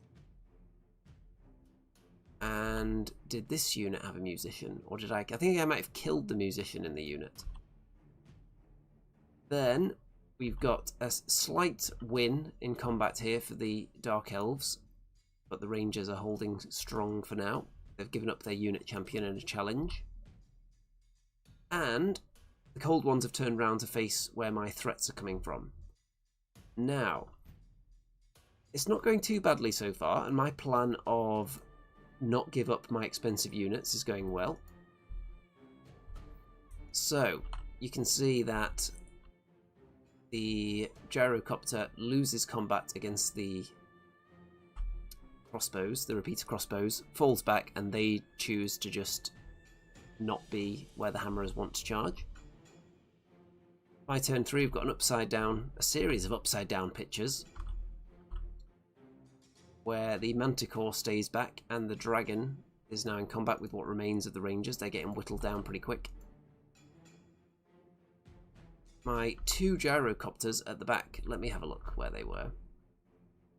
So I charge 2 into this unit, I think, and murder them, which is good. The Hammerers are moving in, trying to get into combat. The Warriors are moving a bit slower, so they can still shoot, and I shoot down more Cold Ones. There's only 3 in that unit now. And you can see the Doomfire Warlocks are dead, I think. And from this position, I was having a discussion with my opponent about whether he was going to charge into the Hammerers or not. And he said, well, you've shot down too many of them, so probably not anymore. And I said, well, you weren't going to anyway. And he said, well, actually, with the way they're kitted out, they're going to get 7 attacks each when they charge you. And at that point, that's what made me think, you know what, Dwarves really are garbage, aren't they? In the nicest possible way. It's such an exciting time when someone charges into the Hammerers and the front rank go up to 2 attacks, and yet we've got enemy units that are coming in with 7 attacks each. This is the old world, this isn't Age of Sigmar. How is a unit allowed 7 attacks? It's truly an outrage, because the Dwarves certainly aren't getting that many attacks. A Doomseeker has to get very lucky to get a lot of attacks, and that's really our only unit that has a lot. You can take extra runes of fury to give characters more attacks, but that means you're missing out on other runes as well. And then our most powerful Slayer Lord, UNGRIM, with his mighty 4 attacks. It is an outrage. So I don't think my army is kitted out for dealing with either fast armies like this that can just stay away, or massive infantry units, because the Hammerers and UNGRIM do high quality attacks. They've got good weapon skill, good strength, good AP, but it's just so few attacks. They'll do well against elite troops, but against massive units they just don't have enough to chew through them. So I don't think Dwarves have the damage output. Where do we get our damage output from? What is the unit that we need to take for our damage output? Do we need to strategically use Doomseekers to support every single combat? I don't know what the answer is. Oh, by the way, in this game, I was kind of regretting not keeping the Doomseeker back. Now, I just didn't think the enemy would allow me to charge anything with it. But, you never know, they may well still have gone for the Rangers. I was thinking about putting the Doomseeker around here somewhere, so that when something charges into the Rangers, the Doomseeker can then charge in, not allow armor saves. But, obviously, no Dark Elf Lord on a dragon in their right mind would allow a Doomseeker that's got a million attacks and doesn't allow armor saves to charge you. So I just didn't think that that would be allowed to happen. Turn 3 for the enemy. We've got Dark Riders into a Gyrocopter who can't flee because he's too close to the edge. The other Dark Riders have killed the Organ Gun, I think, and now are just hiding. Manticore is facing this Gyrocopter. Cold One's just repositioning. Dark Riders repositioning, smothering their own cabbage and staying away from the handgun Thane as much as possible. And then shooting down some of my troops. We're running out of Rangers rapidly, but not that rapidly. So you can see Gyrocopter's killed by the Manticore. So this one's still up though. So I've lost the expendable units, but nearly all my army's points, really. All the significant points are in these two units here.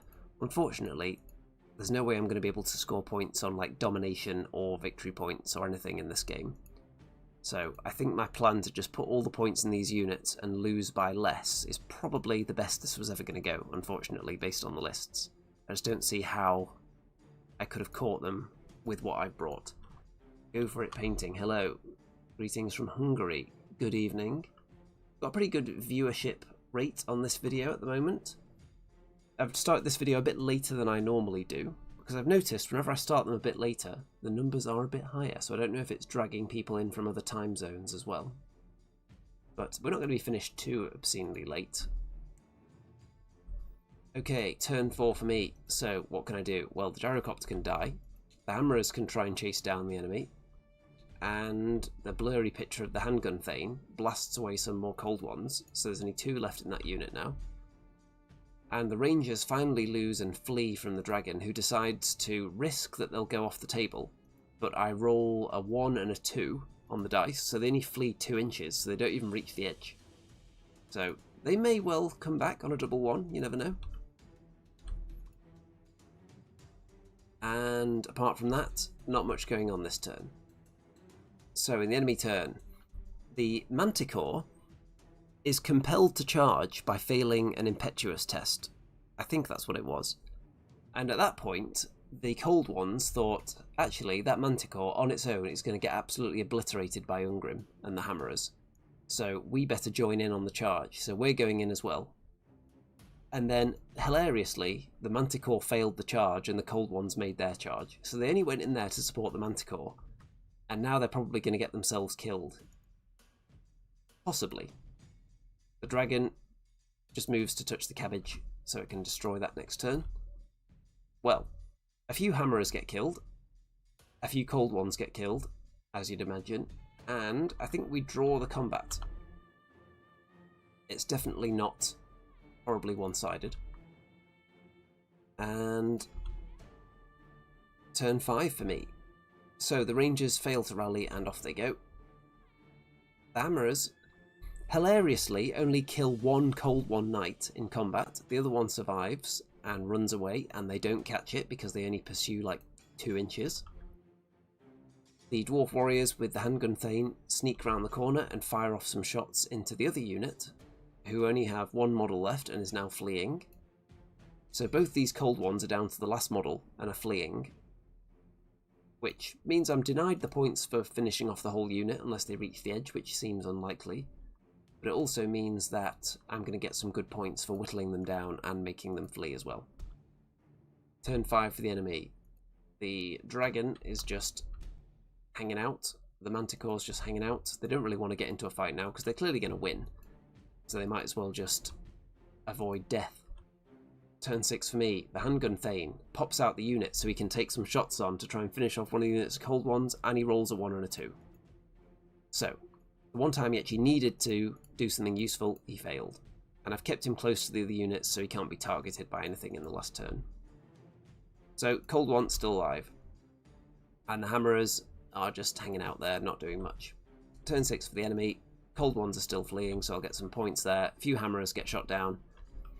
And upside down, but that's how the game ends. So I've secured most of my points, kept most of my points alive, and killed a few things. Killed a unit or two. Mostly killed some units, and I think it was 12-8 loss, which I'm going to put down as a moral victory for the Dwarves, because I had a very negative attitude inside my mind going into that game. Not negative in terms of this is going to be terrible and not going to be fun, negative in terms of what I felt the final result was going to be, because I don't take Dwarves to a tournament expecting to have a matchup that I feel good about in each round. That would be madness. Into the next round. A chance encounter, so we're going to have diagonally opposite deployment zones here, and it is using domination and special features and a special feature and domination. So that's it. So we've got a special feature in the middle which we can score at the end and we'll give some points over the course of the game, and domination. My opponent has Warriors of Chaos, so you can see we are deployed in these sections. Now this terrain layout that we ended up with, this one here, it's an odd one because with a special feature in the middle, there's a possibility that you end up with what we have here, where there's very little space to pass from one side to the other. Only one of the cards is like this, so in order for this terrain layout to be chosen, both players actively have to leave it there. So don't think that you can be forced into playing a mission where you've just got the middle of the table blocked off. It's only one of the cards is like this, and each player gets to remove one card. So both players actively have to leave this one there for it to be playable. And on this occasion, we both did leave it there, because we both thought it'd be cool just to have this line of terrain down the middle, I think. So, Warriors of Chaos list. What am I facing down in these lovely cinematic shots here? Look at that. Beautiful dwarven action. Okay, so this is actually a Chaos Warrior list that gives me some very interesting ideas. Because, not that it's doing particularly well at the event up to this point, obviously, because it's playing against me, and I'm not doing that well yet. But, this is a unit type that I've been pondering. It's a unit of 6 Dragon Ogres with a Chaos Lord on a demonic mount in it. Something I've never done. I've never run a larger unit of Dragon Ogres before, but it's something I have wanted to try, and putting a character in there does make it quite interesting. You also then put the Shartak in there if you don't want to get your Lord into a challenge. If it's a challenge that you don't like the sound of, you can just accept with the Shartak. And of course on a demonic mount you're nowhere near the points limit for a character, so you can just pile up the triple save on it. So I might try something like this. I want to get the old 90s Arbol the Undefeated to use as a Chaos Lord on demonic mount, so I could run that with Dragon Ogres and that would be interesting. So, Chaos Lord, demonic mount, Mark of Nurgle, Duelist Blades, Crown of Everlasting Conquest, Favour of the Gods, Enchanting Aura. Then we've got the 6 Dragon Ogres. There is a Warp Fire Dragon. There is a Sorcerer Lord who is perched in one of these units. I think it's in one of these two. I think it might be the back one. And the Sorcerer Lord has Battle Magic, 2 Favours of the Gods. Aspiring Champion, who is on foot, who is the BSB, who is in that unit there, the primed black one, with the, let's see, Undivided. Then there's 18 Chaos Warriors with Mark of Nurgle, 20 Chaos Warriors with Mark of Nurgle, and 10 Chaos Warriors with Mark of Nurgle there. So 10 there, and then the other 2 units up here. So those are some decent core units for scoring scenarios under the new conditions. Then I mentioned the Dragon Ogres and the Warpfire Dragon, so that's it. So let's go back to the wide shot and talk about my plan. Well, I would like to have the enemy walk down here very slowly, so I can blast them with the organ gun. Then they move across this point, and then I charge in the Doomseeker and the Hammerers and the Dwarf Warriors all at once. That would be the dream. And then the Rangers are holding down this flank, because nothing's going to come down here, because it's blocked by the special feature. So anything on that side, the Rangers are going to shoot to death. And then once they've killed whatever's coming this way, because a Warpfire Dragon I don't necessarily think is going to beat the Rangers that easily.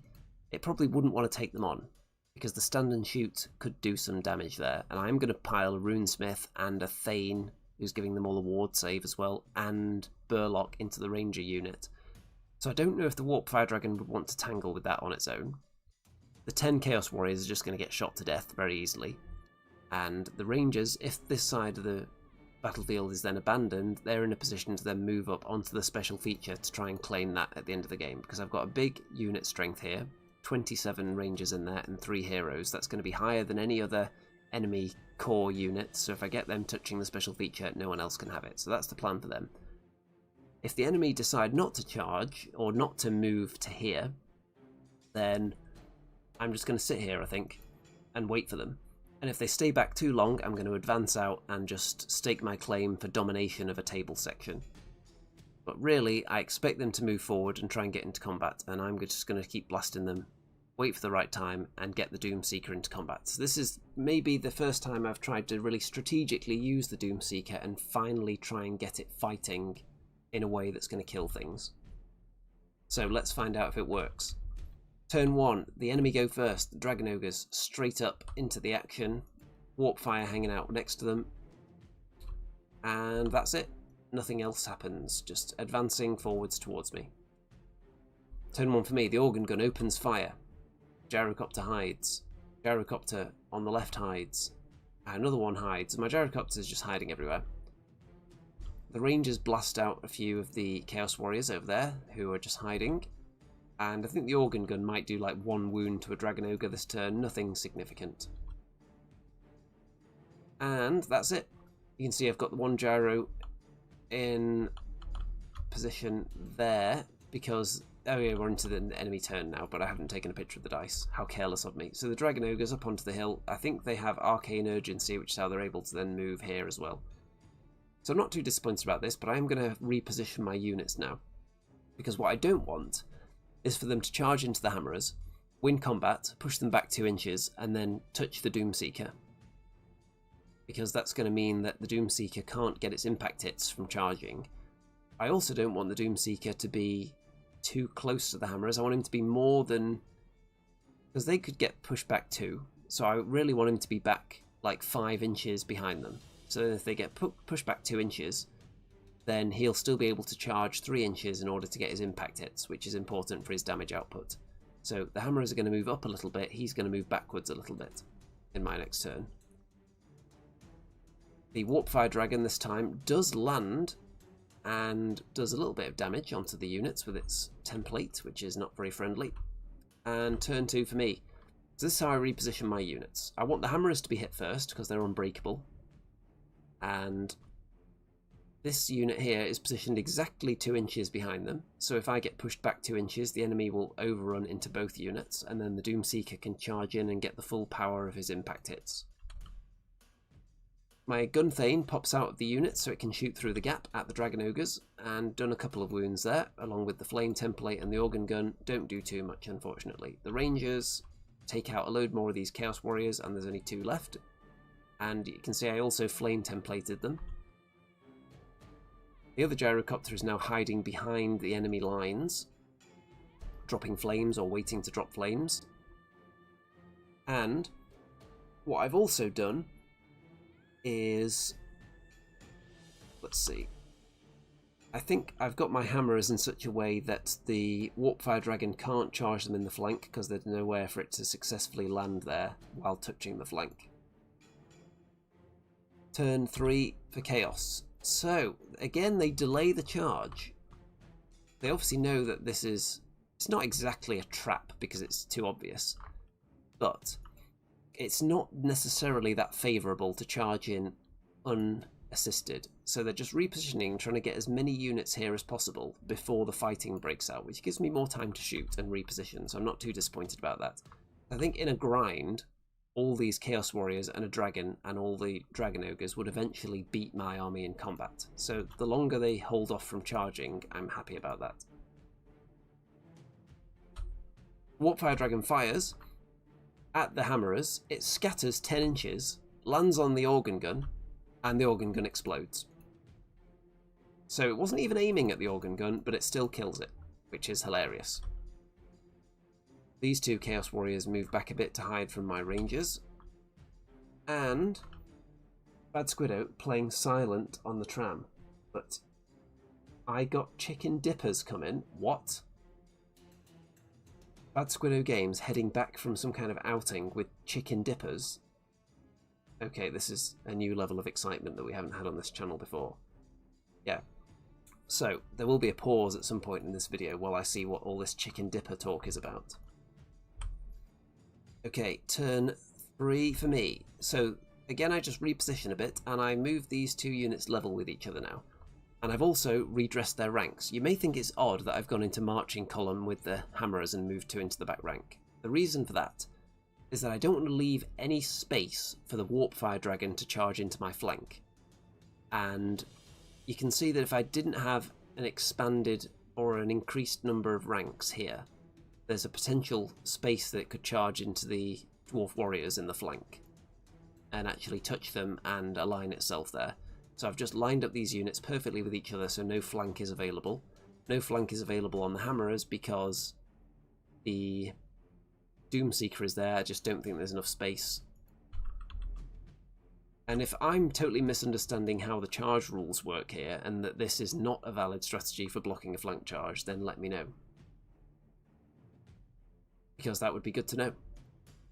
My Gunthane of Doom shoots at the Chaos Warrior unit there. I've given up shooting the Dragon Ogres now because they're just too damn tough and I'm not doing enough to them. So I kill a load of Chaos Warriors instead, and I also flame them and stay out of the charge arc of all the Chaos Warriors. So I kill about 5 or 6 of them that turn, which is good. 2 Gyrocopters flame template the remaining Chaos Warriors in this unit and kill 1, so there's just 1 left there now. And it's going alright, and I think we're going to get combat soon, surely. Well, enemy turn 4, we do not get combat. The Dragon Ogres do not charge, they're waiting for the support of this Chaos Warriors unit, so they all move up. And Giovanni says, was a wheel to face the dragon out of the list of options? I thought so. So let's go back here. I felt that if I turned to face the dragon, that I wouldn't be able to line up both units in such a way that they both end up in combat if the enemy charges me. Which is also what I was going for. So that's what I was thinking. I wanted them to be perfectly lined up, and I think that was going to be very difficult to achieve with any kind of wheelie shenanigans, because they are dwarves and they are very slow. So that was my thinking. It may have been possible to pull it off, but I didn't think that was viable at the time. I want to keep them lined up now so that they both get hit at once. There are no chosen in this Chaos Warrior army, no. So in some ways, it's got some echoes of the kind of Chaos army I've been bringing, which is just loads of Chaos Warriors and no chosen. So you can see they haven't charged, but what this has opened up for me now is a hammerer charge into the Chaos Warriors, which does leave my Dwarf Warriors and the King alone with the Dragon Ogres. My other option would be to double charge the Dragon Ogres.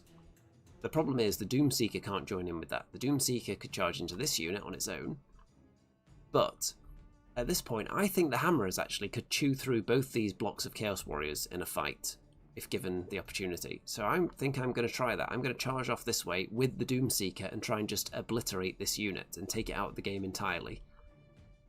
And then I could overrun the Doomseeker and then maybe turn the hammerers around to face this way, because the Doomseeker is going to be blocking them from charging. So that's my plan anyway. We'll see if the Doomseeker can do some good work. Giovanni says I would charge too. And then I wouldn't charge the Dragon Ogres because I don't want an extra turn fighting them, because we're halfway through the game now, and over halfway through, and the Dragon Ogres haven't fought yet, which is fine by me. So Warpfire Dragon does some more damage as well to the hammerers, which gives me even more incentive to get them stuck in. So, turn 4 for me. The 2 Gyrocopters charge into both sides of the remaining Chaos Warrior on the left flank and finish that off, so I've got some points there. The Rangers shoot through the crevice with the... I don't know if they do actually, I think they just move to get to the special feature. The Gunthane of Doom shoots down some Chaos Warriors from the back unit. My Dwarves have gone into an unusual formation here, so they've gone less wide. And I may have just heard the front door, so I'm going to mute myself temporarily and go and see what all this talk of chicken dippers is all about. But I will be right back.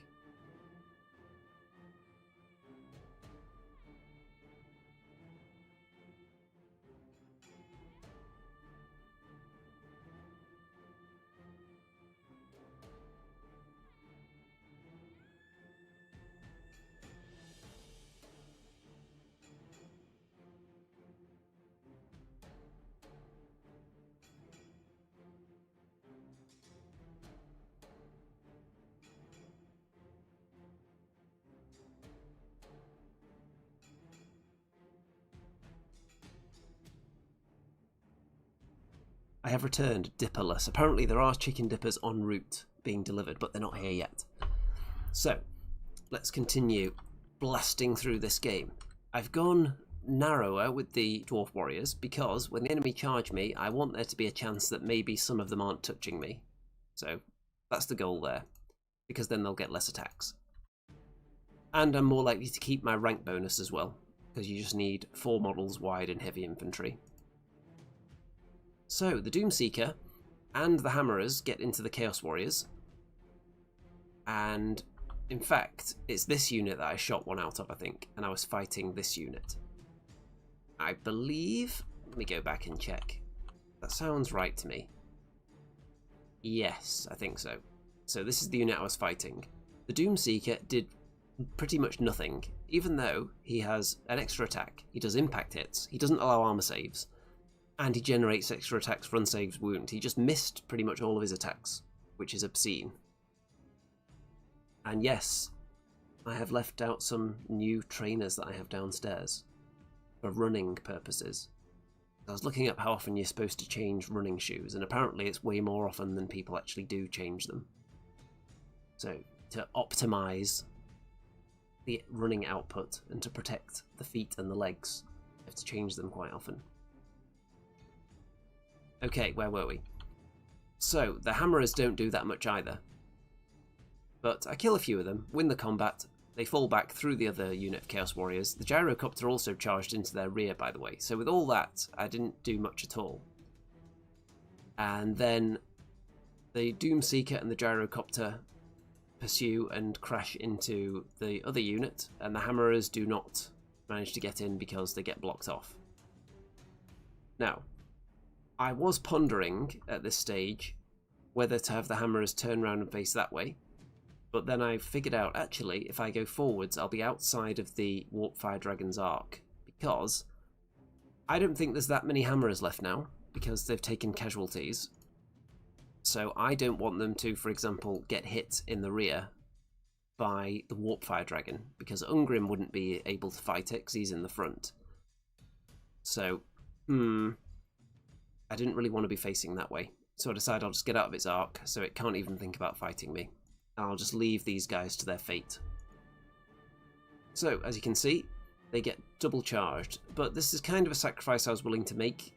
Give away all this to tie up the enemy's most powerful fighting units, so I can use my powerful fighting units fighting through their weaker ones. And we get the Dwarf King versus the Chaos Lord in a challenge, which is where I'm hoping to get my combat res from, with a toughness 10 Dwarf King. White trainers is very off-brand, usually orange. Yes, all the orange ones were too expensive or sold out. The only one they had left at my acceptable price range was white this time. So I don't mind diversifying the colours. I think it's got a bit of bright green or yellow on it as well. It's got some neon on there. I was looking at some bright pink ones as well, but they were unfortunately sold out in my size or too expensive or some... Well, this didn't go well. The Dwarf King actually took damage in combat despite being toughness 10. And he didn't do anything with his great weapon. 5 attacks with the great weapon, did nothing to the Chaos Lord.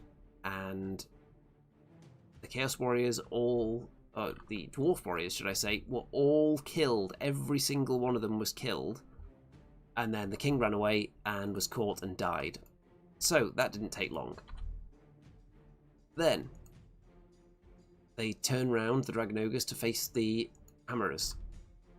So that bit wasn't great, must admit. But The Doomseeker is hanging in there against the Chaos Warriors there. And obviously he's unbreakable. So this special feature has been making the Chaos Warriors unbreakable as well, because you roll on the special feature table when you're in control of it, and it's been making this unit unbreakable now. Turn 5 for me. So got gyrocopters buzzing around, just causing havoc, flaming people. The Rangers move into contact with the special feature. And the Hammerers turn around, because I'm confident the Doomseeker has got enough people in here to challenge that he's never going to die. And I can now face the Hammerers towards the incoming threat of the Dragon Ogres. And we're almost to the end of the game here. Got one turn left, and in terms of scoring, I'm doing quite well on Dominate. I've got this section totally unopposed, this section totally unopposed. So I'm doing alright there, and I've got the special feature with the Rangers, who have got high unit strength, higher than any of these units. Turn 6 for the enemy, their last chance to do something. We've got the Warp Fire Dragon and the Dragon Ogres into the Hammerers. And they do get quite a lot of kills, but not enough. And I have to give ground, and they choose not to go after me. And I thought they would go after me so they could try and finish off the Hammerers next turn. But maybe they were just terrified of UNGRIM. I don't know. Maybe if my opponent ever watches this video, can comment on what the rationale is. Then the Doomseeker, I think, kills somebody else in a challenge. It's down to 1 wound.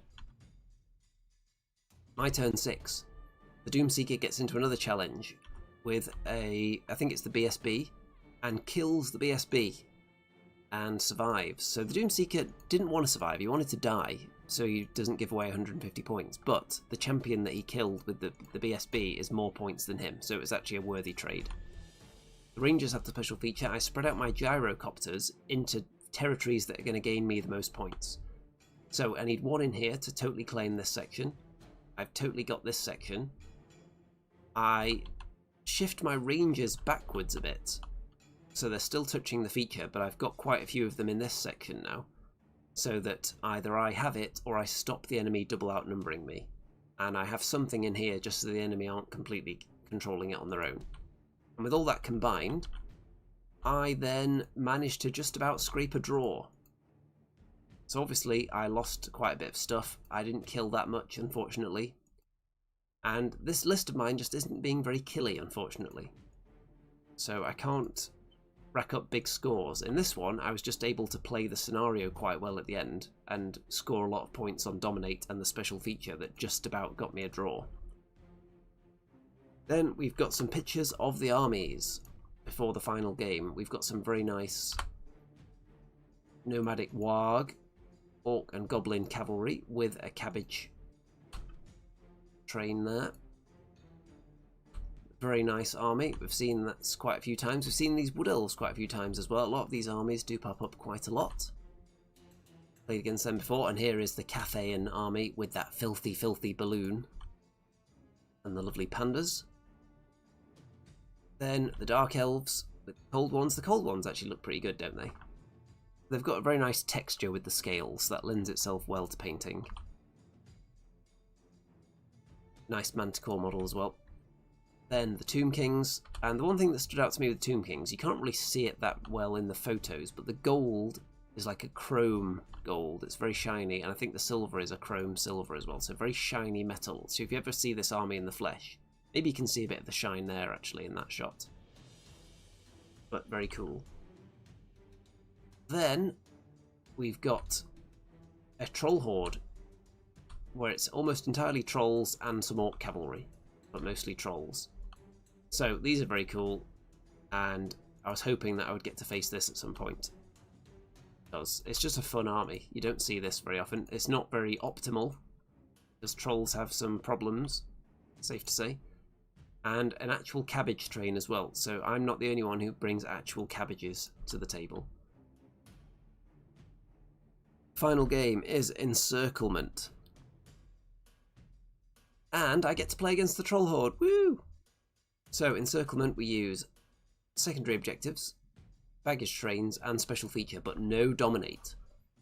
And we're against the Horde of Trolls.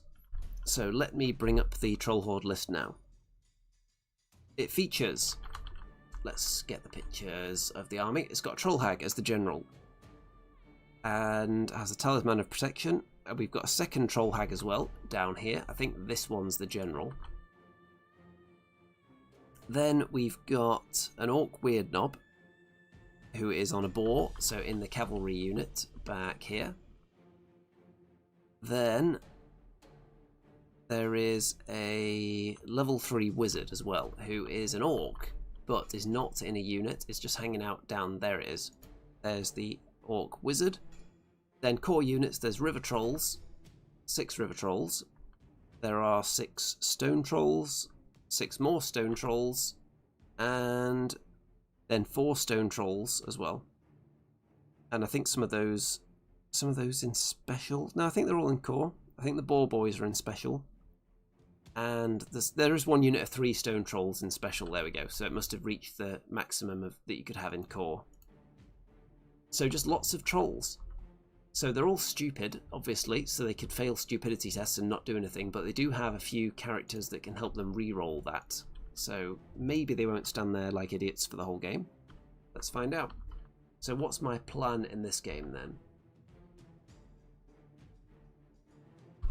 D6 Boon says, if all the dwarf warriors died, leaving just the king, then I believe he would be stubborn. Well, I can't remember if maybe one guy was left. That could have been the case, or I could have just forgotten that he had stubborn. But I've definitely looked at the fact that he has stubborn in other games, and then looked at the fact that putting him in with dwarf warriors means that he can't use it. So that's definitely been on my mind. So maybe one dwarf or 2 dwarves were left with him, something like that. It's entirely possible. Or I just forgot. One of those 2 scenarios happened. In this game, what is the plan? I've got a hill in the deployment zone. What a treat.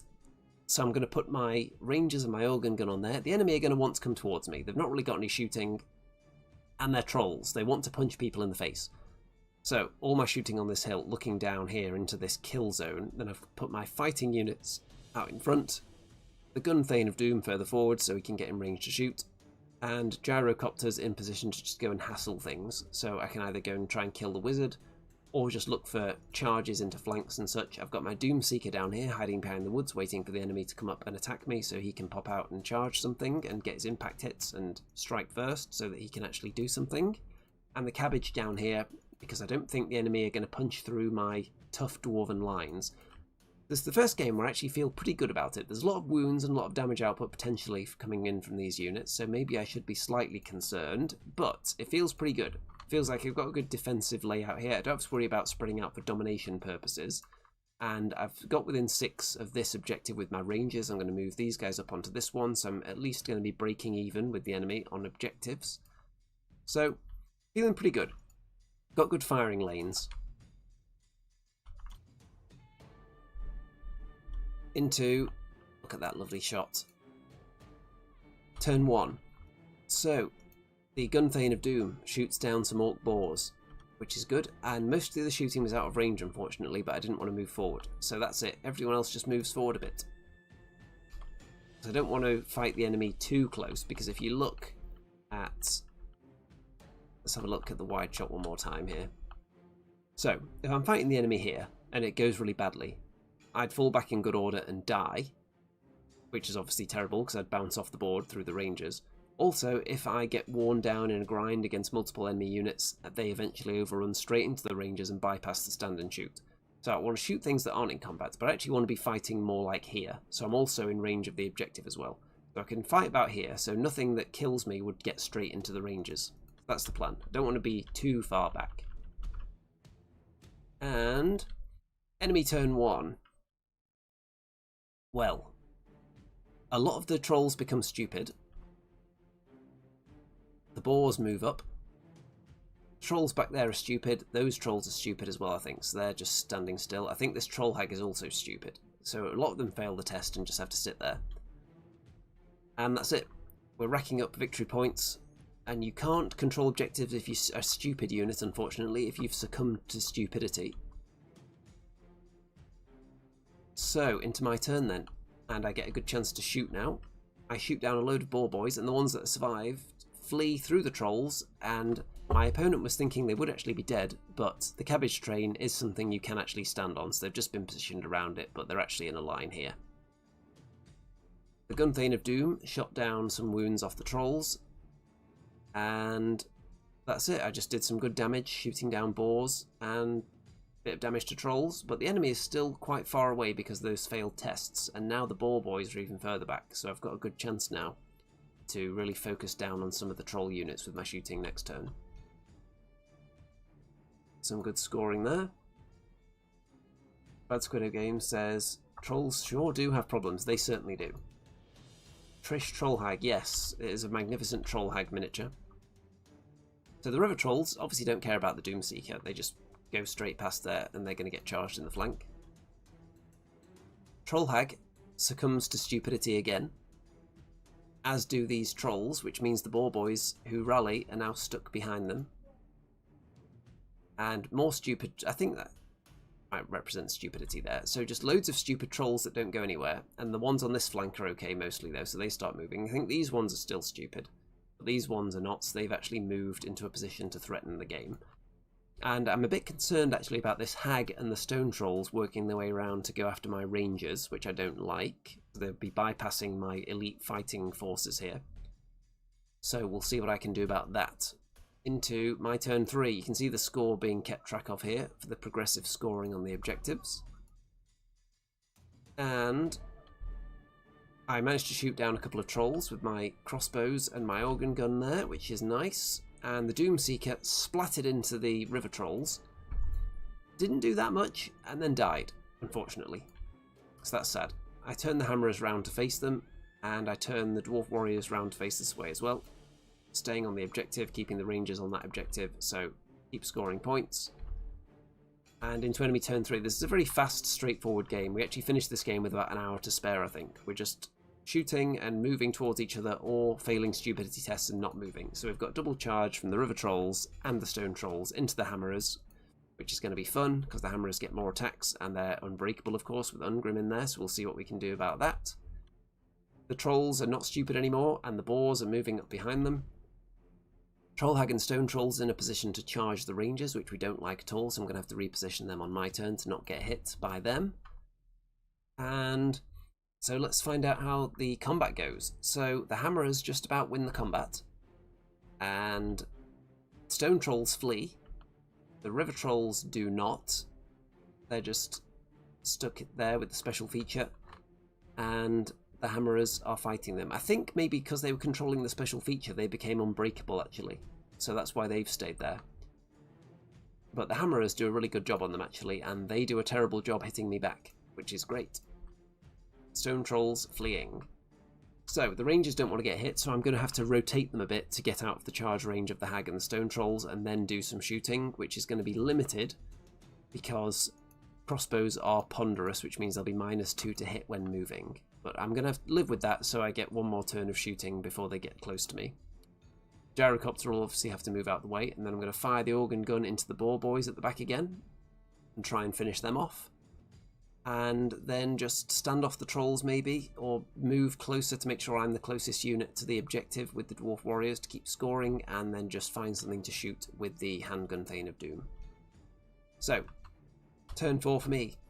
The warriors just get in position so they're the closest unit to the objective, and I put the gun Thane into the unit now, because that will give them a stand and shoot, and it'll also give them a 5+ ward save for the Master Rune of Grungni as well, and combat res for having a BSB there, because they may be about to be charged by maybe a hag who's in the terrain, so maybe not a very easy charge, and the stone trolls. The hammerers against the river trolls, whittling them down faster than they're whittling us down, thankfully. And the rangers rotate a bit and then shoot the troll hag and do a couple of wounds there.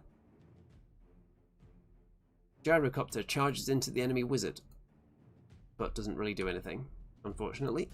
And my other gyros just spread out, staying out of charge arcs. So these two can't charge me now because I'm too far away, so bought ourselves some time. Rory says sometimes I whittles the future. Is that so?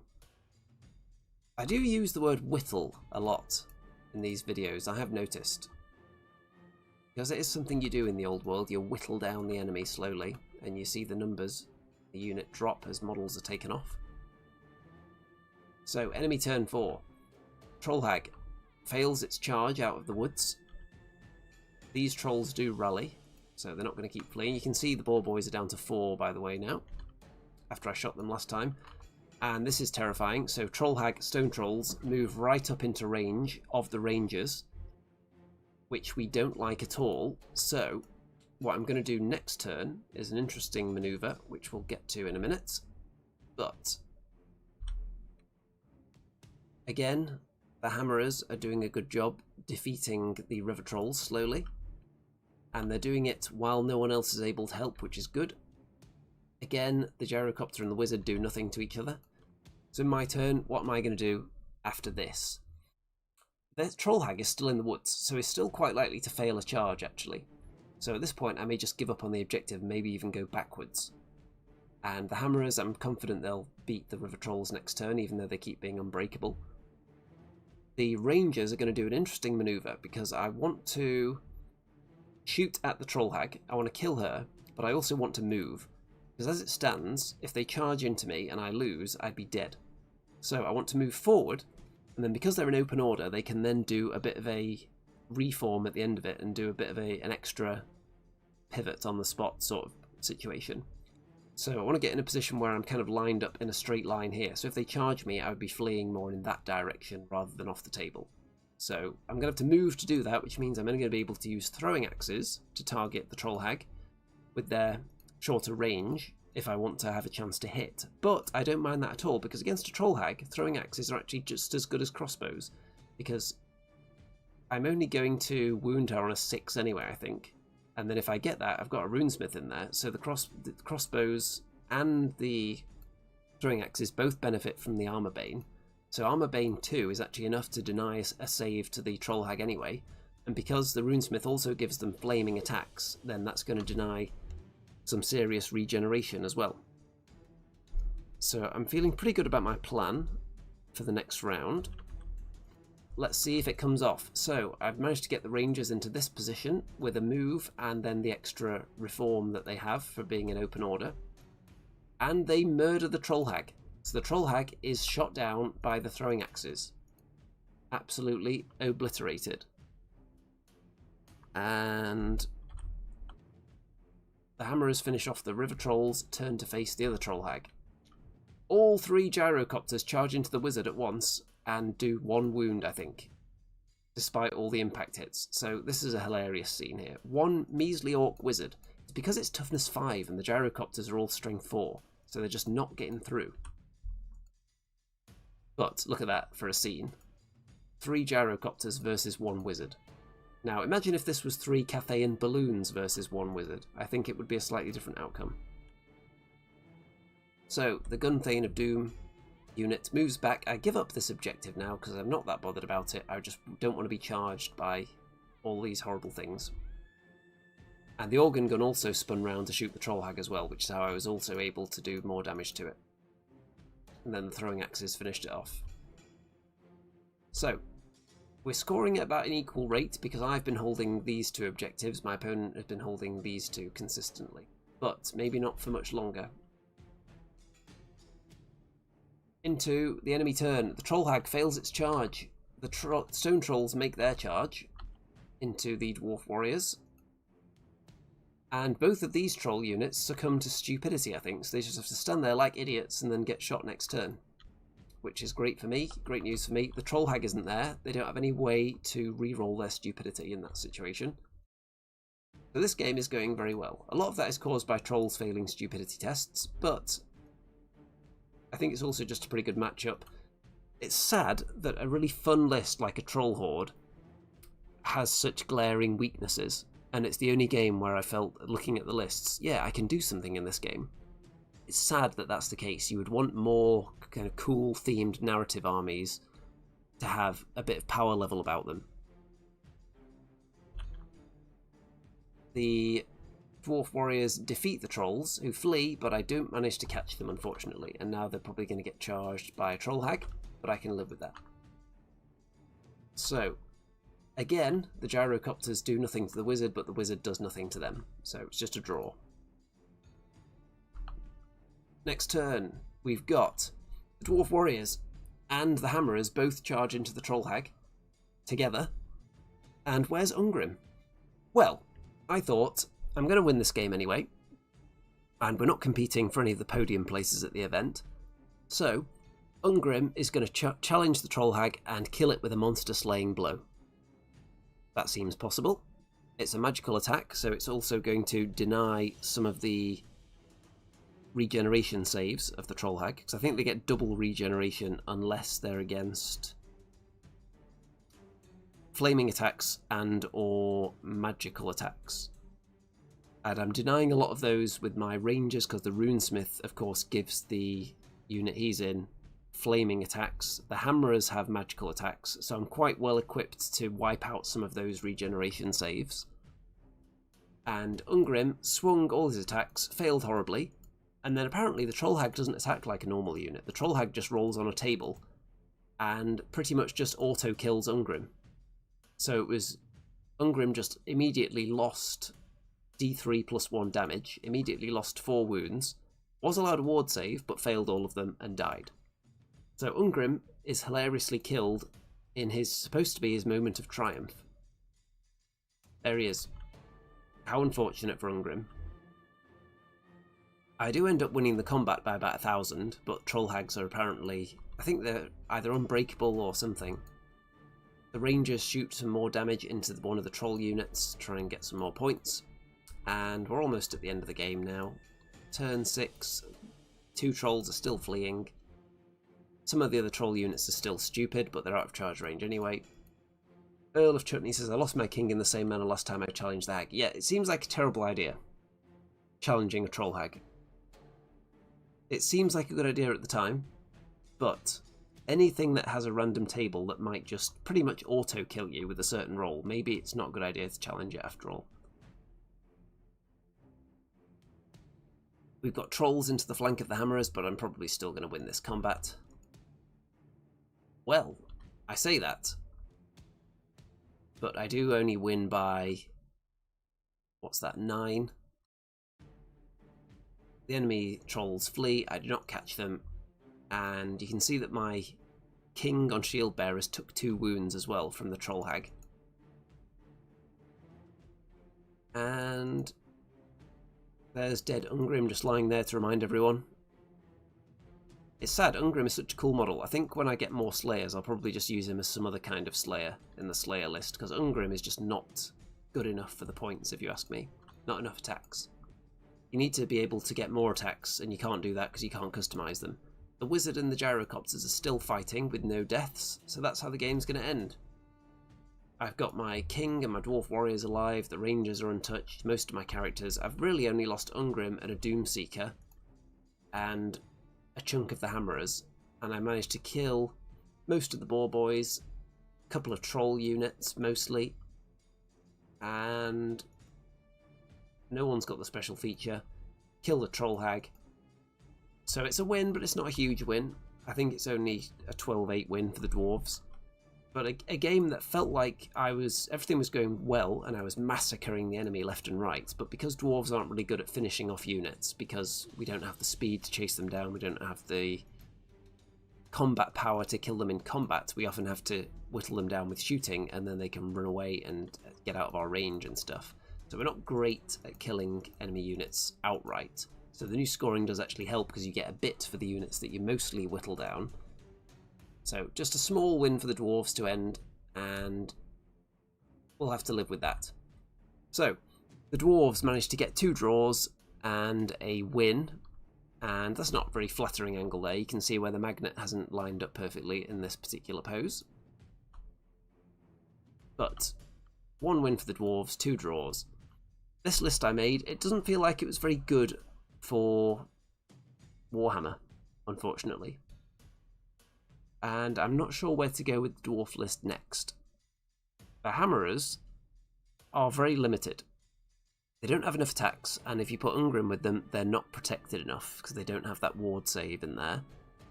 So I think if you're going to take hammerers, I think maybe they need to have the BSB with the Grungni banner in there to give them a ward save, make them a bit more survivable, because you don't want to have to use your hand weapon and shield with them to get the extra save. You want to be able to use those massive cool hammers. So Longbeards are definitely a good choice, but I don't have any yet. I have got a source, someone who has some Longbeards, who is willing to sell them to me for a reasonable price, so I just need to raise some funds for that. So obviously if anyone who's planning to donate to the old Patreon or the PayPal links down there, that would go straight into the Longbeards fund, just so you know. But otherwise I'm going to be selling a few things on eBay when I get round to it. I've got some Bretonians that I'm never going to get to, so I'll probably stick those on eBay soon. So more gyros I think could be the way to go. And maybe because all the games were so close, apart from the Cathay game, the scores were close otherwise, maybe I should be trying to hunt the cabbage. Maybe I should just take 2 units of 2 gyrocopters and go cabbage hunting. What do we think? Because it is a potential 250 points for destroying the enemy cabbage. And if they're... And 2 gyrocopters, 2 units of 2, that's a significant threat actually. So things that are going to be guarding that level of... guarding cabbage from that level of attack that would put me off attacking, that's going to be quite a lot of points that are guarding a cabbage in that instance. So I'd be quite happy to sacrifice going after the cabbage in order to keep a very expensive strong enemy unit occupied, I think. So UNGRIM, definitely not staying in the list unfortunately. Might keep him in as something else when I get more Slayers, because it's too cool a model not to use obviously. I need more dwarves on shield bearers probably. Just, you can make more exciting builds with like killy weapons and ultra defensive ones. You can do all kinds of things with them. I do kind of like the Thorgrim character. Kind of like him in Old World. I've never found the best way to use him yet. He's got cool rules, I just don't know whether they all work together necessarily. Because he can make units unbreakable as well. I think he's got -1 to hit against him. So in theory he's good, but again the issue is you don't have a huge damage output and you can't customize the special characters. So you kind of have to build your own to get the tools that you want. So maybe adding a 4th gyrocopter and putting them into units. Maybe that's a way to go. Maybe, what do we think about Iron Drakes now that Trollhammer torpedoes are no good? Do we think just taking a load of Iron Drakes with no torpedo is the way to go? Infantry that isn't core has issues though, because you're not scoring objectives with them. Iron Drakes still good though. Could be worth giving them a run out again. I've got enough of them. I've got 20, which is a decent unit size. Giovanni says Thorgrim is good in Expedition Force with the Sapper. Yeah, so maybe running the Expedition Force and running all my gyrocopters is something I might try at some point. Something that can go cabbage trains always feels good. They don't even need to be good, it just forces your opponent to deal with them. Yeah, apart from miners. Never take miners. Even though they can threaten a cabbage, they can't really threaten a cabbage. They try to, but they're no threat to it at all. Any feeble 27-point unit can take out miners when they enter the table. And if you go big on miners and get like, what's the biggest unit of miners you could legally take? Well, how many have I even got? I've probably got about 20 of them. So I could bring a unit of 20 miners, and they would have to pop up 8 inches away from the enemy and stare at the enemy, and then if the enemy can deal with them, they will destroy them, and if they can't, they will walk away from them. Yeah, so let me know what you would like to see from a dwarf list, what you think the way to go is now in the current meta, the current way that we score, the current armies we see. What gives dwarves the best possible chance to have some success? Because I would like to win games with dwarves, but all apart from the last game at this event, setting out the deployment, I didn't see a clear way that I was going to win the game.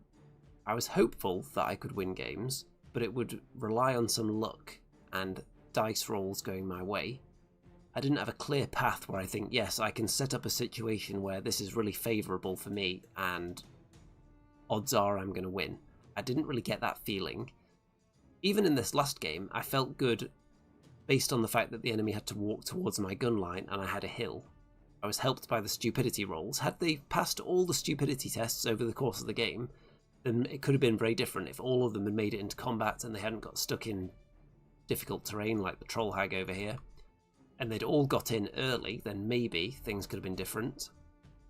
The rangers, if they'd been put under threat, because it wasn't a big win by any means, so if I had lost one expensive unit, that could have turned it into a draw.